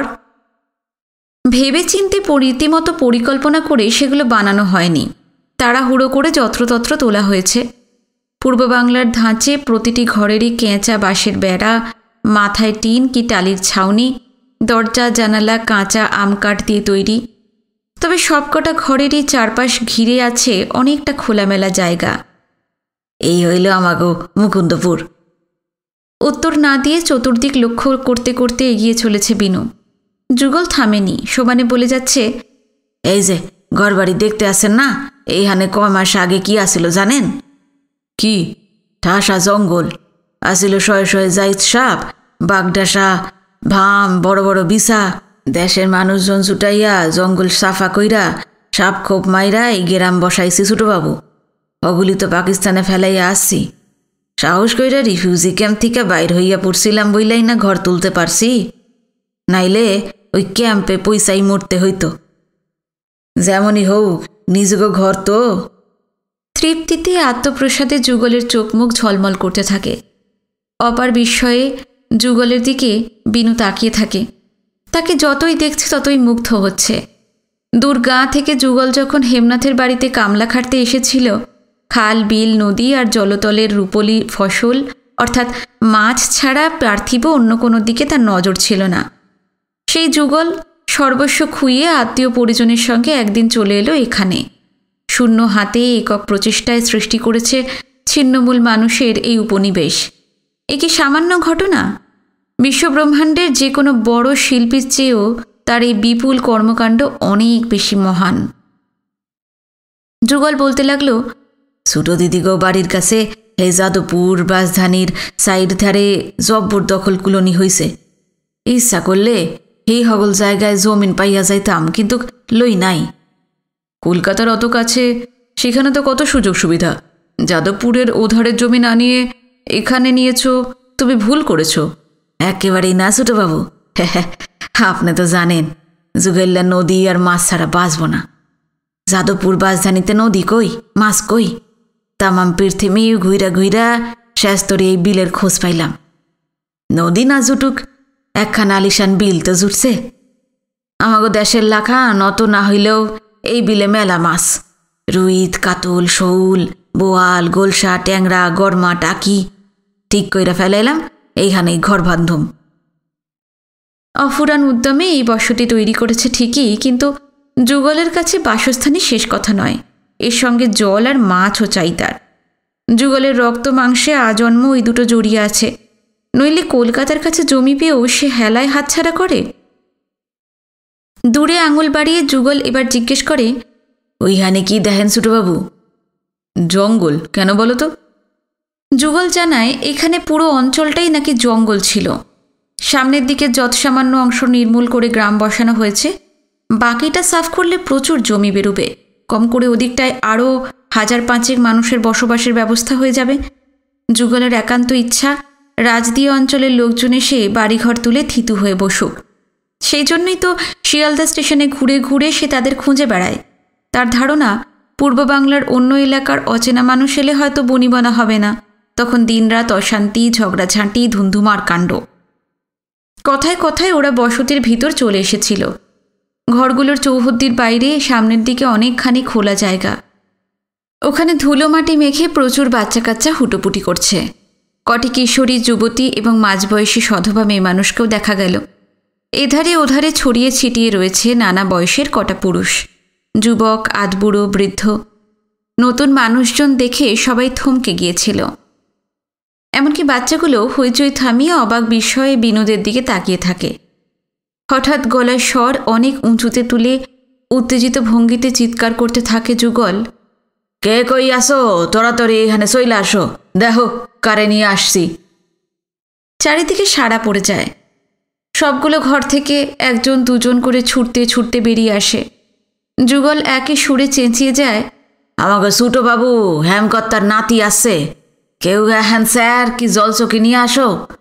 আর এই পতিত পাবন দাদা আর হরিন্দ ভাই বউ পোলা মাইয়া নিয়ে আসছে, তাকে বসনের ব্যবস্থা করো। লহমায় একটা পুরনো জং ধরা টিনের চেয়ার এবং 1-আধ ছেঁড়া শতরঞ্চি এনে কারা যেন পেতে দেয়। বিনুকে বসানো হয় চেয়ারে, পতিত পাবনদের শতরঞ্চিতে। মুকুন্দপুর বসতির মানুষগুলো সামনের দিকটা ঘিরে দাঁড়িয়েছে। যুগলের উত্তেজনাটা তাদের মধ্যেও যেন চারিয়ে গেছে। যুগল বলল, এতখানি হাইটা আসছে, তিয়াস লাগছে, জলানো। বিনু ঘাড় ঘুরিয়ে ঘুরিয়ে সার মানুষগুলোকে দেখছিল।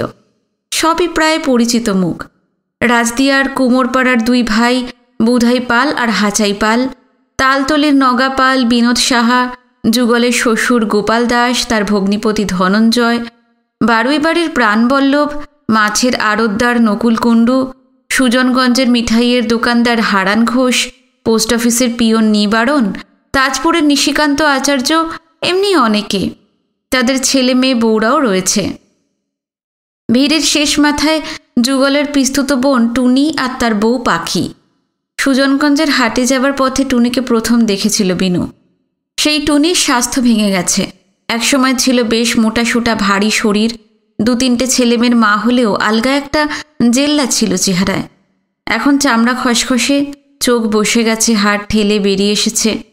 সেই বড় দাঙ্গার সময় থেকে একের পর এক যা চলেছে তাতে টিকে যে আছে এই না কত। পাখিও আর আগের মতো নেই, তার শরীরেও প্রচুর ভাঙচুর হয়ে গেছে। ওকে দেখা মাত্র এখনও সেই চিত্রটা পলকে চোখের সামনে ফুটে ওঠে। পারাপারহীন অথই জলে অলৌকিক জলপুরীর মতন শাপলা বন, শালুক বনের ভিতর দিয়ে সাঁতার কেটে কেটে সে তার আর যুগলের নৌকো এসে উঠেছিল। তারপর ওদের দুজনের বিয়েতে কত ঘটা, কত হইচই, কত বাদ্যি বাজনা। চোখাচোখি হতেই লাজুক হাসে পাখি। এদিকে সামনের জটলাটার মধ্যে সবাই নিচু গলায় কথা বলছিল, হেমকর্তার নাতি আমাগো এখানে আসছেন, আমাগো কি সৌভাগ্য। হেমনাথ এদের স্মৃতিতে এখনও সজীব। দেশভাগ হয়ে গেছে, সীমান্তের এপারে তারা চলে এসেছে। জীবনে আর কোনো দিনই হয়তো তার সঙ্গে এদের দেখা হবে না। তবু রাজদিয়ার সেই মানুষটির প্রতি এই লোকগুলোর অনন্ত শ্রদ্ধা, অফুরান ভালোবাসা। কত কাল ধরে এই লোকগুলোর সুখে দুঃখে, শোকে কি আনন্দে, বড় মায়ায় তিনি জড়িয়ে থেকেছেন। এত তাড়াতাড়ি কি তাকে ভোলা যায়? বিনু জানে তার যে এমন সমাদর সে শুধুমাত্র হেমনাথের নাতি বলেই। টুনি বলল, বাবু গো বাড়ি পোলা, যুগেল্লা কলছিল আপনারে লইয়া আসব, বিশ্বাস যায় নাই। বাকি সবাই তার কথায় সায় দেয়। বিনু হাসে, এখন বিশ্বাস হয়েছে তো? টুনির মধ্যে একটা অদ্ভুত সারল্য রয়েছে। হেসে হেসে মাথা হেলিয়ে দেয় সে, হইছে। সবাই শতমুখে দেশের কথা জানতে চায়। তারা পাকিস্তান থেকে এসেছে অনেক দিন আগে, বিনু এসেছে সদ্য। এখন সেখানে কি চলছে, বিনুদের সঙ্গে আর কারা কারা এপারে এলো, হিন্দুদের পক্ষে আর সেখানে থাকা সম্ভব হবে কি না, ইত্যাদি হাজারো প্রশ্ন। যুগল অধৈর্য হয়ে উঠেছিল। ব্যস্তভাবে বলল, এখন ওই হগল পেঁচাল থাউক, কতখানি পথ ছোটবাবু গো হাঁটাইয়া নিয়ে আসছি। গাইমা চুইমা গেছে। পাখি, তুই গিয়া বিল থিকা বালতি ভইরা জল আইনা দে, ছোটবাবু হাত মুখ ধুইয়া জিরাইয়া লোক। বিনুর মনে পড়ল বিয়ের আগে দ্বীপের মতন টুনিদের সেই বাড়ি থেকে সাঁতরে পাখি যখন তাদের নৌকো এসে ওঠে, যুগল তাকে তুমি করে বলেছিল, এখন বলছে তুই। ভালোবাসাটা নতুন কোন খাদ দিয়ে বইছে কে জানে। যুগল বিলের দিকে হাত বাড়িয়ে পতিতপাবনদের বললে, ওইখানে ঘাটলা আছে, আপনারা হাত পা ধুই আসেন। বিনুর এবং পতিতপাবনদের জন্য আলাদা আলাদা বন্দোবস্ত। বিনু একটু লজ্জা পেয়ে যায়। তার জন্য জল আনতে পাখি দৌড় লাগাতে যাচ্ছিল, তাকে থামিয়ে দিয়ে সে বলল, না না, আমি নিজেই বিলে যাচ্ছি, এখানে জল এনে দিতে হবে না। আপনাকে কত নুন খাইছি ছোটবাবু, এই সাবাটুকু করতে দেন। এই নিয়ে আর একটাও কথা বলবে না যুগল, আমি এখনো অথর্ব হয়ে পড়িনি। যুগল চুপ করে যায়, আর মুখ খুলতে সাহস হয় না। বিনু তার কাপড়ের ঝোলা থেকে সাবান আর তোয়ালে বার করে পতিতপাবনদের সঙ্গে নিয়ে বিলে চলে যায়। নারকেল গুঁড়ি কেটে পোক্ত ঘাট বানানো হয়েছে। এই হেমন্তে বিলের জল বড় শান্ত ও নিস্তরঙ্গ। স্টেশন থেকে এতটা পথ হেঁটে বেশ ক্লান্তই লাগছিল। সারা শরীরে ধুলোর পুরু স্তর জমেছে। বিনু খুব ভালো করে অনেকক্ষণ চোখে মুখে জল ছিটালো, তারপর সাবান ঘষে হাত মুখ ধুয়ে তোয়ালে দিয়ে মুছে ফেলল। কার্তিক মাস শেষ হতে চলল, এর মধ্যে জল ঠান্ডা হয়ে গেছে, আরামে গা যেন জুড়িয়ে যাচ্ছে। বিল থেকে ফিরে ফের সেই টিনের চেয়ারেই বসে পড়ল বিনু, পতিতপাবনেরা শতরঞ্জিতে। এর ভেতর চায়ের ব্যবস্থা করে ফেলেছে যুগলরা। টুনি বড় একখানা ভরণের থালায় কলাই করা গেলাসে গেলাসে চা আর মোটা মোটা সুজির বিস্কুট সাজিয়ে নিয়ে এলো। একটা গেলাস তুলে চুমুক দিল বিনু। সস্তা তিতকুটে চা, তরে আগুন আগুন। এতটা হাঁটাহাঁটির পর এই চাই স্নায়ুগুলোকে চাঙ্গা করে দিল।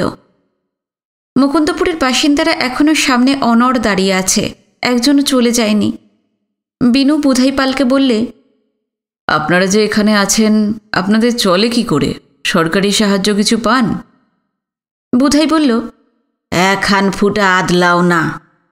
কি কষ্টে যে দিন কাটতে আসে ছোটবাবু। বুড়ে আন্ধার থাকতে উঠা হাসাই নগা আর আমি বেলঘইরা চইলা যাই। পাইকারগো কাছ থিকা সস্তায় আনাজপাতি কিনা উইহানের বাজারে বৈশা খরিদ্দারগো বেশি দরে বেশি। যা 2-4 পহা লাভ হয় হেই দিয়া কোনো গতিকে সংসার চইলা যায়।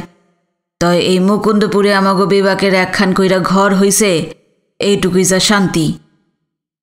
বিনুর মনে পড়ে রাজদিয়ায় থাকতে সেই বৈশাখ থেকে পুজোর আগে পর্যন্ত রাশি রাশি মাটির হাঁড়ি, পাতিল, কলসি ইত্যাদি বানিয়ে পুড়িয়ে স্তূপাকার করে রাখত বুধাই আর হাচাই দুই ভাই। কোজাগরি লক্ষ্মী পুজোর পর 150 কি 200 মনে নৌকোয় সেগুলো বোঝাই করে চলে যেত বহু দূরে, পদ্মা, মেঘনা কি ধলেশ্বরী চরে চরে গাওয়াল করতে। হাঁড়ি পাতিলের বদলে নৌকো ভরে ধান নিয়ে ফিরত সেই হিম ঋতুতে, পৌষের শেষাশেষি বা মাঘের শুরুতে। এই ছিল তাদের জাত ব্যবসা। নগাকে অবশ্য কোথাও যেতে হতো না। বছর জুড়েই পূর্ব বাংলায় হাজার পার্বণ, দুর্গাপুজো, লক্ষ্মী পুজো, সরস্বতী পুজো, কার্তিক পুজো, শীতলা পুজো। নগা বাড়িতে বসে বছর ভোর প্রতিমা বানাতো, কাজের শেষ নেই। দূর দূরান্ত থেকে লোকজন এসে নৌকোয় করে তার প্রতিমা কিনে নিয়ে যেত। সেই বুধাই পাল, হাচাই পাল আর নগা পাল কৌলিক ব্যবসা ছেড়ে এখন আনাজ বেচছে। বিনুর মনটা খারাপ হয়ে গেল। 3 জনকে লক্ষ্য করে বলল, এই পশ্চিম বাংলাতেও লোকে মাটির বাসনকোসন কেনে, প্রচুর লক্ষ্মী পুজো, দুর্গাপুজো, কালী পুজো হয়, প্রতিমারও চাহিদা আছে। দেশের মতন আপনারা সেসব বানান না কেন? বুধাইপাল বুঝিয়ে বলল, হাঁড়ি কলসি বা প্রতিমার জন্য বিশেষ মাটির দরকার। সেই মাটি কোথায় পাওয়া যায় তারা জানে না, তবে খোঁজ খবর নিচ্ছে। তাছাড়া বাসনকোসন বা দেবদেবীর মূর্তি গড়লেই তো হলো না, খদ্দেরও চাই। নতুন জায়গায় তারা জিনিস বেচবে কার কাছে? দেশে 7 পুরুষ ধরে এক কাজ করে এসেছে, সেখানে বাধা ক্রেতা ছিল। এই বয়সে এক কাপড়ে নতুন দেশে এসেছে, 5 পয়সার সম্বল নেই। এখানকার বাজারের হালচালও জানা নেই। ফের ব্যবসা ফাঁদবে কিসের ভরসায়? কথায় কথায় জানা গেল রাজদিয়া থেকে মাইল 10 দূরের গ্রাম গিরিগঞ্জ থেকে 2 ঘর কর্মকার এসেছে। দেশে তারা নেহাইয়ে গরম লোহা পিটিয়ে শাবল, কোদাল, খন্তা ইত্যাদি বানাতো। বুধাইপালদের মতন তাদেরও এখানে নিজেদের কাজ করার সুযোগ নেই। যারা চাষবাস করত বা বড় যে পান ফলাতো তাদেরও পৈতৃক কাজকর্ম বন্ধ হয়ে গেছে। চাষ যে করবে এখানে সেই জমি কোথায়? মুকুন্দপুরের বেশিরভাগ মানুষই দুমুঠো ভাতের জন্য ট্রেনে ট্রেনে আজকাল নানা জিনিস ফেরি করে বেড়ায়। ধূপকাঠি, বিস্কুট, লজেন্স, রকমারি পুতুল, লক্ষ্মীর পাঁচালি, গোপাল ভাঁড়ের মজাদার গল্প, 32.5 ভাজা। কেউ কেউ কলকাতায় গিয়ে বাড়ি বাড়ি ঘুরে বড়ি, আচার, পাঁপড় বেচে। অনেকে কলকাতারই ফুটপাথে সস্তা রুমাল, বালিশের ওয়্যার, সায়া, ব্লাউজ, বাচ্চাদের জামা প্যান্ট ইত্যাদি নিয়ে বসে। কয়েকজন সোদপুর, নৈহাটি আর বেলঘড়িয়ার বাজারে ছোটোখাটো দোকানও দিয়েছে। কুমোর, কামার, তাঁতি, বারুই, আপাতত এখানকার সবই হয় ফেরিওয়ালা নয়তো দোকানদার। যুগল এবং আরও কজন ফেরি করে না বা কোথাও দোকান দেয়নি। তারা এই বিলের মাছ ধরে নানা বাজারে পাইকারদের কাছে বিক্রি করে আসে। এইভাবেই চলছে। যুগল বলল, মুকুন্দপুরের হগলের দেহা হখন পাইবেন না ছোটবাবু। হেরা বাইর হইয়া গেছে সকালে, ঘুইরা ঘুইরা মাল বেইসা রাইতে ফিরব। কইয়া গেছে ফিরাই আপনার লগে দেখা করব। আমাগো বিবাকটির দিন আনি দিন খাই অবস্থা। তো এইখানে 2 জন লেখাপড়া জানা মানুষ আছে, তাগো পেটের চিন্তা নাই। কাদের কথা বলছো? একজন হইল উইভ আসাজি মশাই, আর একজন হইল হরনাথ কুণ্ডু। 2 জনে তো পণ্ডিত মানুষ। আসাজি মশাই 9 ক্লাস তরি পড়ছে, হরনাথ কুণ্ডু ম্যাট্রিক পাস। ওনারা গভর্নমেন্টের চাকরি পাইছে। নিশিকান্তকে বহুবার দেখেছে বিনু, কিন্তু হরনাথ কুণ্ডুর কথা মনে পড়ল না। সে বলল, ওই নামে রাজদিয়ায় কেউ ছিল নাকি? না না, উনাগো গেরাম হাজিপুর, রাজদা থেকে 7-8 মাইল পূবে। উনি কোথায়? ডেকে নিয়ে এসো তো, আলাপ করব। আপিসে গেছে কলকাতায়, ফিরতে ফিরতে সন্ধ্যা পার হইয়া যাইব। মুকুন্দপুরের বাসিন্দাদের অনেকেই এখন নানা কাজে বাড়ির বাইরে।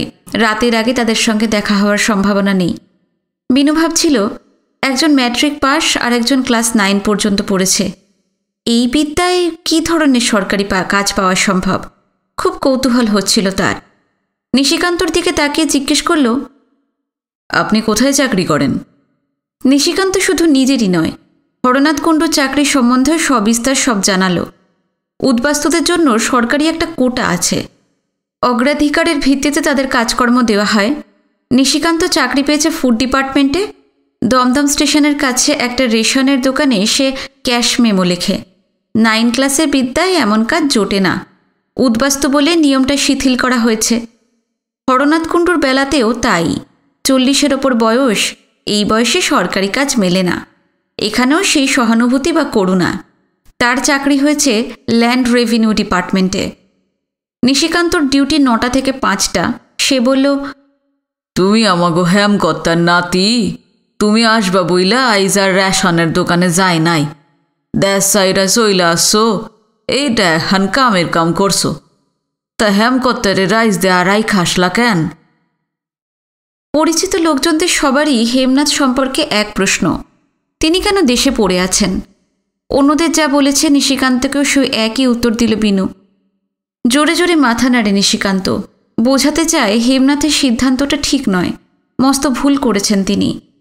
কেউ একটু ভেবে সে বলল, যুগইলা তোমার খাওয়ানের লেগা চাউল, ডাউল, তরি তরকারি, মাছ আমাগো ঘরে দিয়া গেছে। রাইতে খাইতে খাইতে দেশের কথা ভালা কইরা শুনুম। অহন যাই, তোমার মাসিমারে গিয়া রান্ধন বসাইতে কই। খাওয়ার ব্যাপারে মুকুন্দপুরে আসার সময় বিনু কি করার করিয়ে নিয়েছিল হঠাৎ যুগলের মনে পড়ে যায়। হাত জোর করে শশব্যস্তে সে নিশিকান্তকে বলে, আসাজি মশাই, আপনার পায়ে ধরি, আমার অপরাধ নিয়েন না। ছোটবাবু আমাগো রান্ধনি খাইব, তিনি জাতপাত মানেন না। এরপর উনি তো মুকুন্দপুরে আবারও আসবো, তখন একদিন খাওয়াইয়া দিয়েন। ঠিক আছে, হেমকর্তার নাতি যখন হে ইচ্ছা কি আর করুন, তাইলে চাউল ডাউল যা দিস লইয়া যা। যুগল পাখিকে বলল, যা আসাসি মশাইয়ের ঘর থেকে হগল লইয়ায়, হাত পা ভালা কইরা ধুইয়া কাঁচা কাপড় পিন্ধা রানবি। বিনু তার হাতের রান্না খাবে। খুশিতে হাওয়ার আগে উড়তে উড়তে পাখি চলে গেল। শুধু বিনুর খাওয়া দাওয়া নিয়ে ভাবলেই তো চলবে না, যুগলের সমস্ত দিকে নজর। পতিতপাবনরা রয়েছে, হরিন্দরা রয়েছে, আজ রাতের জন্য তাদের খাওয়ানোর দায়িত্ব নিল বুধাই পাল, নগা পাল, প্রাণবল্লভ আর হাচাই পাল। কাল থেকে অন্য ব্যবস্থা করা হবে। কারোর একার পক্ষে দুই পরিবারের এতগুলো লোকের খাদ্য জোটানো অসম্ভব। যতদিন না পতিতপাবন আর হরিন্দর রুজি রোজগারের কোনো বন্দোবস্ত হচ্ছে, পালা করে করে তারা এর ওর বাড়ি খাবে। দুই পরিবারের ছেলে মেয়ে নিয়ে মোট 10 জন। মুকুন্দপুরবাসীর কারোর এমন অবস্থা নয় যে একসঙ্গে এতগুলো লোককে খাওয়াবে। ঠিক হলো এক এক বাড়িতে দুজন দুজন করে খাবে, যাতে কারোর একার ওপর ততটা চাপ পড়বে না। বেলা আরও হেলে গেছে। পশ্চিম দিকের গাছপালার আড়ালে সূর্যটা কখন নেমে গিয়েছিল বিনুরা লক্ষ্য করেনি। সূর্যটাকে দেখা না গেলেও দিনের শেষ বিলীয়মান আলোটুকু এখনও আকাশের গায়ে আবছাভাবে লেগে আছে। কলকাতা থেকে বেশ খানিকটা দূরেই মুকুন্দপুর। এর একধারে আদিগন্ত ফসলের মাঠ, আর একদিকে অজস্র গাছপালা, ঝোপঝাড়, বন জঙ্গল এবং অফুরান বিল। পায়ের তলার মাটি ভিজে ভিজে। বিদ্যুৎ এখনও আসেনি। কলকাতার তুলনায় ঠান্ডাটা এখানে অনেক বেশি। হেমন্তের এই বেলা শেষে মাটি থেকে হিম উঠে আসছে। দূরে বিলের ওধারে গাছপালার মাথায় কুয়াশা জমতে শুরু করেছে। বেশ শীত শীত লাগছে বিনুর। বোঝা যাচ্ছে দিনের আয়ু ফুরিয়ে এসেছে। দেখতে দেখতে ঝপ করে সন্ধে নেমে যাবে। যুগল বলল, ছোটবাবু ওষ পড়তে আছে, বাইরে বসে থাকলে ঠান্ডা লাগিয়া জ্বর জারি হইতে পারে, ঘরে চলেন। বুধাই পালদের বলল, পতিত দাদা আর হরিন্দ্র দাদা গো তোমাকে ঘরে লইয়া যাও। ভিড়টা আস্তে আস্তে পাতলা হতে থাকে। পতিত পাবনদের নিয়ে বুধাই পালরা চলে যায়। যুগলের বাড়িটা একেবারে বিলের কিনারা ঘেঁষে। বাড়িতে দুখানা ঘর, মেঝে মাটির, চারপাশে কেঁচা বাঁশের বেড়া, মাথায় টালির ছাউনি। জানালাগুলোতে পাল্লার বদলে বাখারির ঝাঁপ। সামনের দিকে উঠোনের একধারে মাটির উঁচু বেদির ওপর তুলসীর ঝাড়, আরেক পাশে রান্নাঘর। যুগল বিনুকে সঙ্গে করে তার বাড়িতে নিয়ে এলো। উঠোন পেরিয়ে যেতে যেতে দেখা গেল রান্নাঘরে পাখি রান্নার তোড়জোড় করছে। যুগলের কথা অক্ষরে অক্ষরে মেনে এখন তার পরনে পরিষ্কার একখানা শাড়ি আর জামা। দুটো বাচ্চা তার কাছে বসে খেলছে, নিশ্চয়ই যুগলের ছেলে। কাজ করতে করতে পায়ের শব্দে চোখ তুলে একবার বিনুদের দিকে তাকালো পাখি। তার মুখে লাজুক হাসি ফোটে। পরক্ষণে নত চোখে ফের সে নিজের কাজে মন দেয়। যুগলের পিছু পিছু ডান পাশের বড় ঘরখানায় চলে এলো বিনু। একধারে বেড়ার গায়ে লাগানো তক্তপোষে ফিটফাট বিছানা, পরিপাটি করে সবুজ ডোরাদার চাদর পেতে রাখা হয়েছে। বালিশে কাঁচা ওয়্যার পরানো, পায়ের দিকে গায়ে দেবার জন্য চাদর ভাঁজ করা। বিনু বুঝতে পারে এইসব তারই জন্য। পাখি যে সুগৃহিণী তার ছাপ ঘরের সর্বত্র। বিছানার উল্টো দিকের বেড়া ঘেঁষে কটা টিনের বাক্স, আয়না, চিরুনি, আলনায় সামান্য কটা জামাকাপড়। কোথাও অগোছালো ভাব নেই। যুগল বলল, বসেন ছোটবাবু, বিছানায় বসেন। সে নিজে ঘরের কোণা থেকে একটা বেতের মোড়া টেনে এনে কাছাকাছি বসল। বাঁ ধারের জানালা দিয়ে তাকালে পরপর অনেকগুলো ঘর চোখে পড়ে। বিনু জিজ্ঞেস করল, ওগুলো কাদের? যুগল জানায় প্রথমটা টুনিদের, তারপর থেকে তার শ্বশুর গোপাল দাস, খুড়শ্বশুর কানাই দাস, পিসশ্বশুর নবীন দাস, মাসশ্বশুর দয়াল দাস ইত্যাদিদের। দেশভাগের পর যখন ভাটির দেশ থেকে একতরফা খুন জখম, লুটপাট, ধর্ষণ শুরু হয়, সেই সময়ই কলকাতায় চলে এসেছিল যুগল। নিজের বউ বাচ্চাদের নিয়েই শুধু নয়, তার শ্বশুরদের গোষ্ঠীটাকেই সঙ্গে করে নিয়ে এসেছে এবং এই মুকুন্দপুরে তারই কাছাকাছি ওদের পাকাপাকি থাকার বন্দোবস্ত করেছে। যুগল বলতে থাকে, আত্মবান্ধব পাশে থাকুন ভালা, বিপদে আপদে হেরাই বল ভরসা, তাই না ছোটবাবু? হ্যাঁ হ্যাঁ, 100 বার।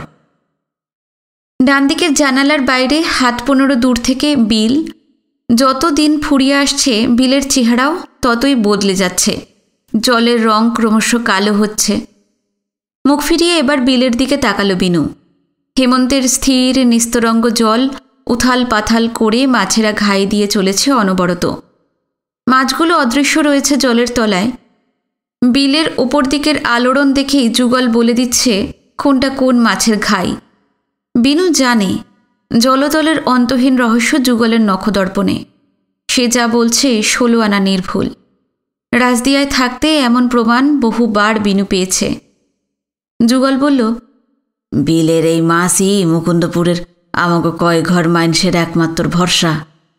কিন্তু কি? বিলের মালিক নিশ্চয়ই কেউ আছে, তারা তোমাদের মাছ ধরতে দিচ্ছে?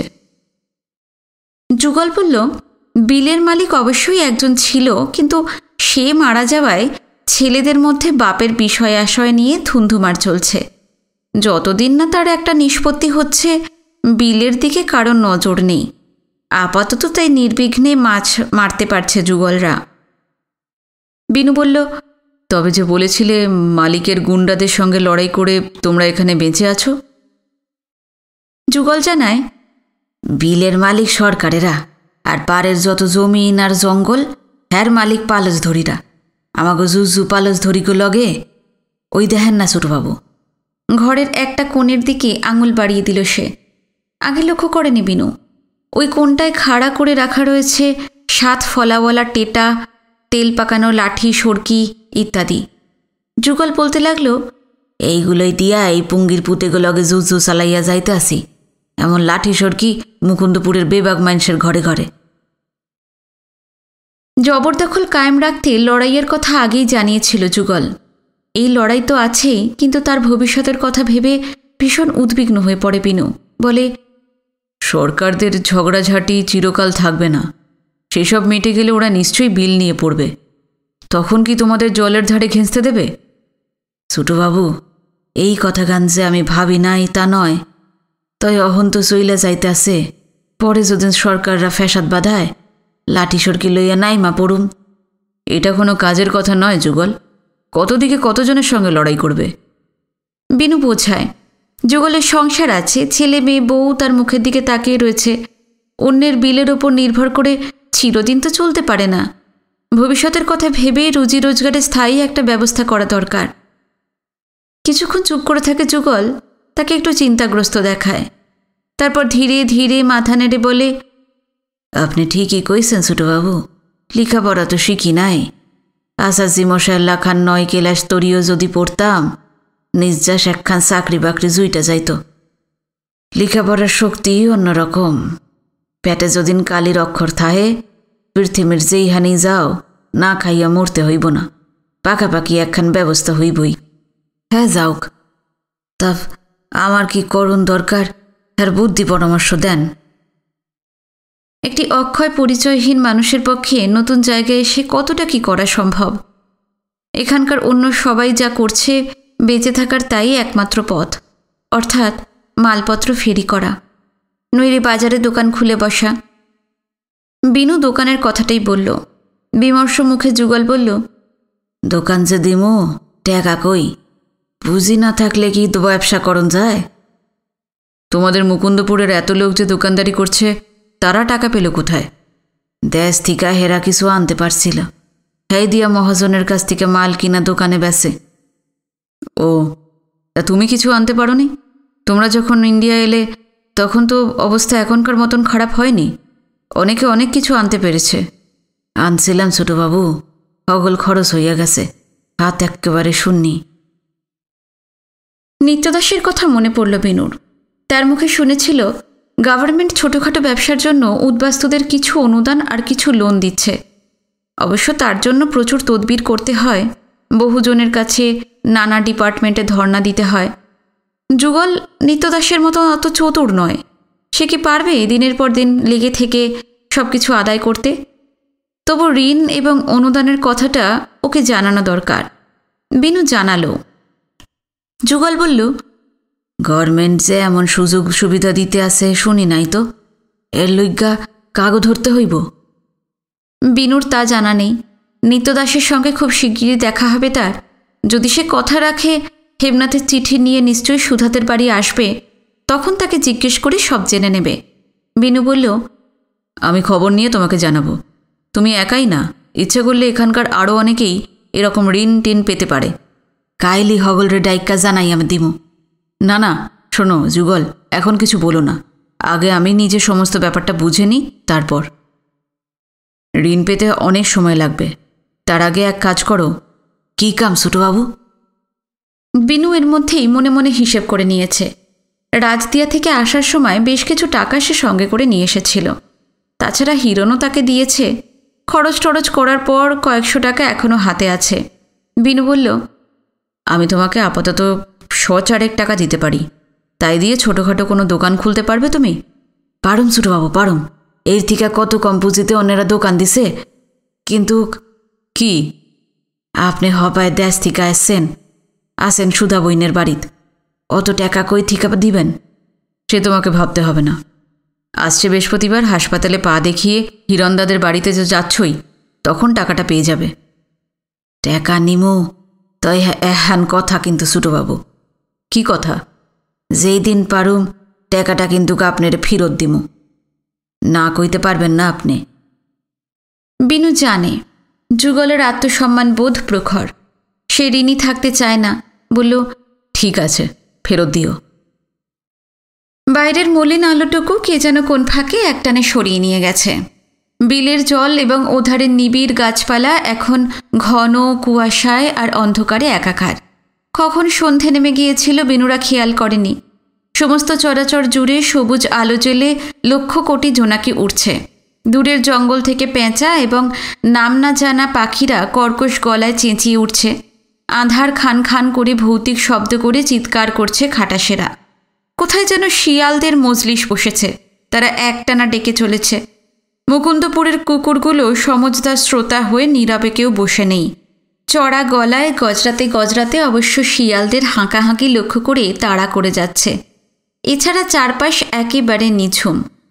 বিনুর মনে হলো মহাপৃথিবীর বাইরে কোনো অচেনা অলৌকিক ভূখণ্ডে সে চলে এসেছে। জানালা দিয়ে শীতল হাওয়া বিলের জল ছুঁয়ে ছুঁয়ে হুহু করে ঘরে ঢুকছিল।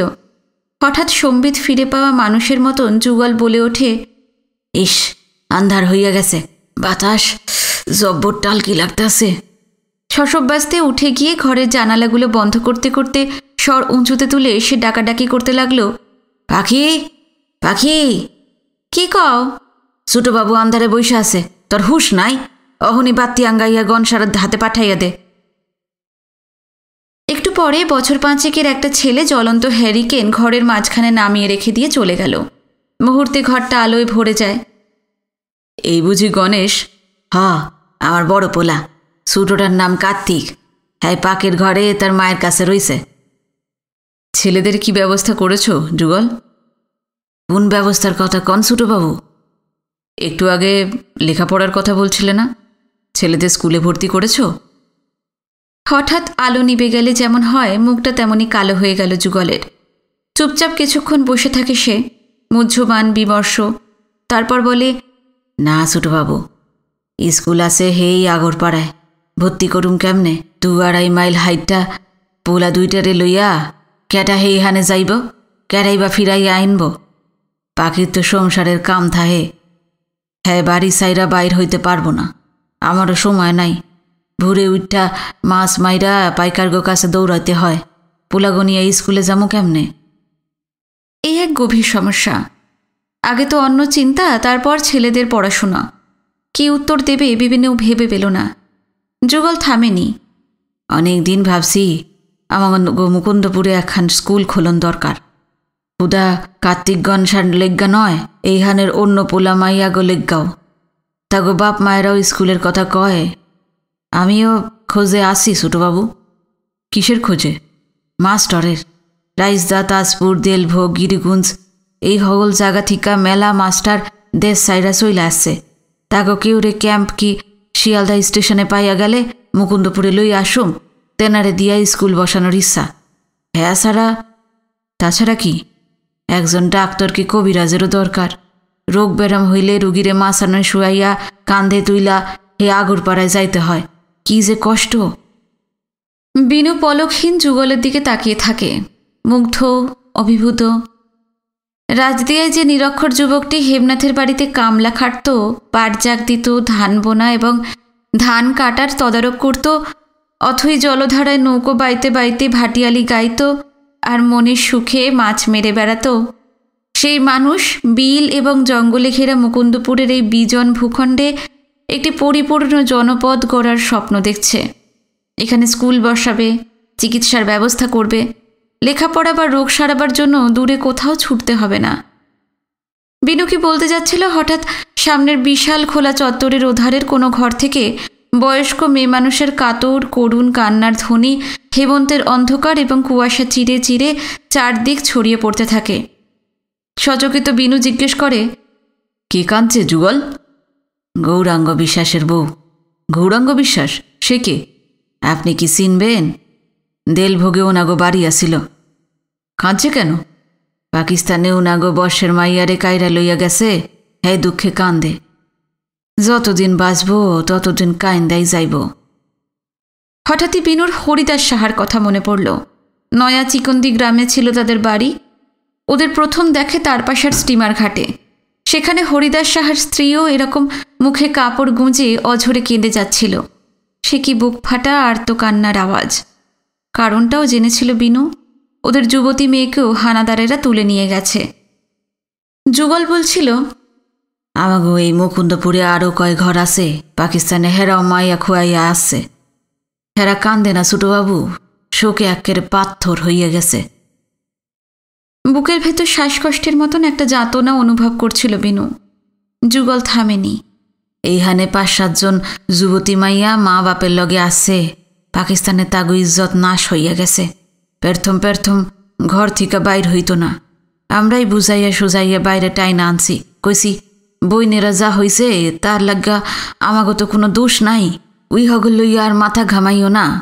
সম্মুখে জীবন পইরা আছে, বাঁচতে তো হইব ভালা কইরা।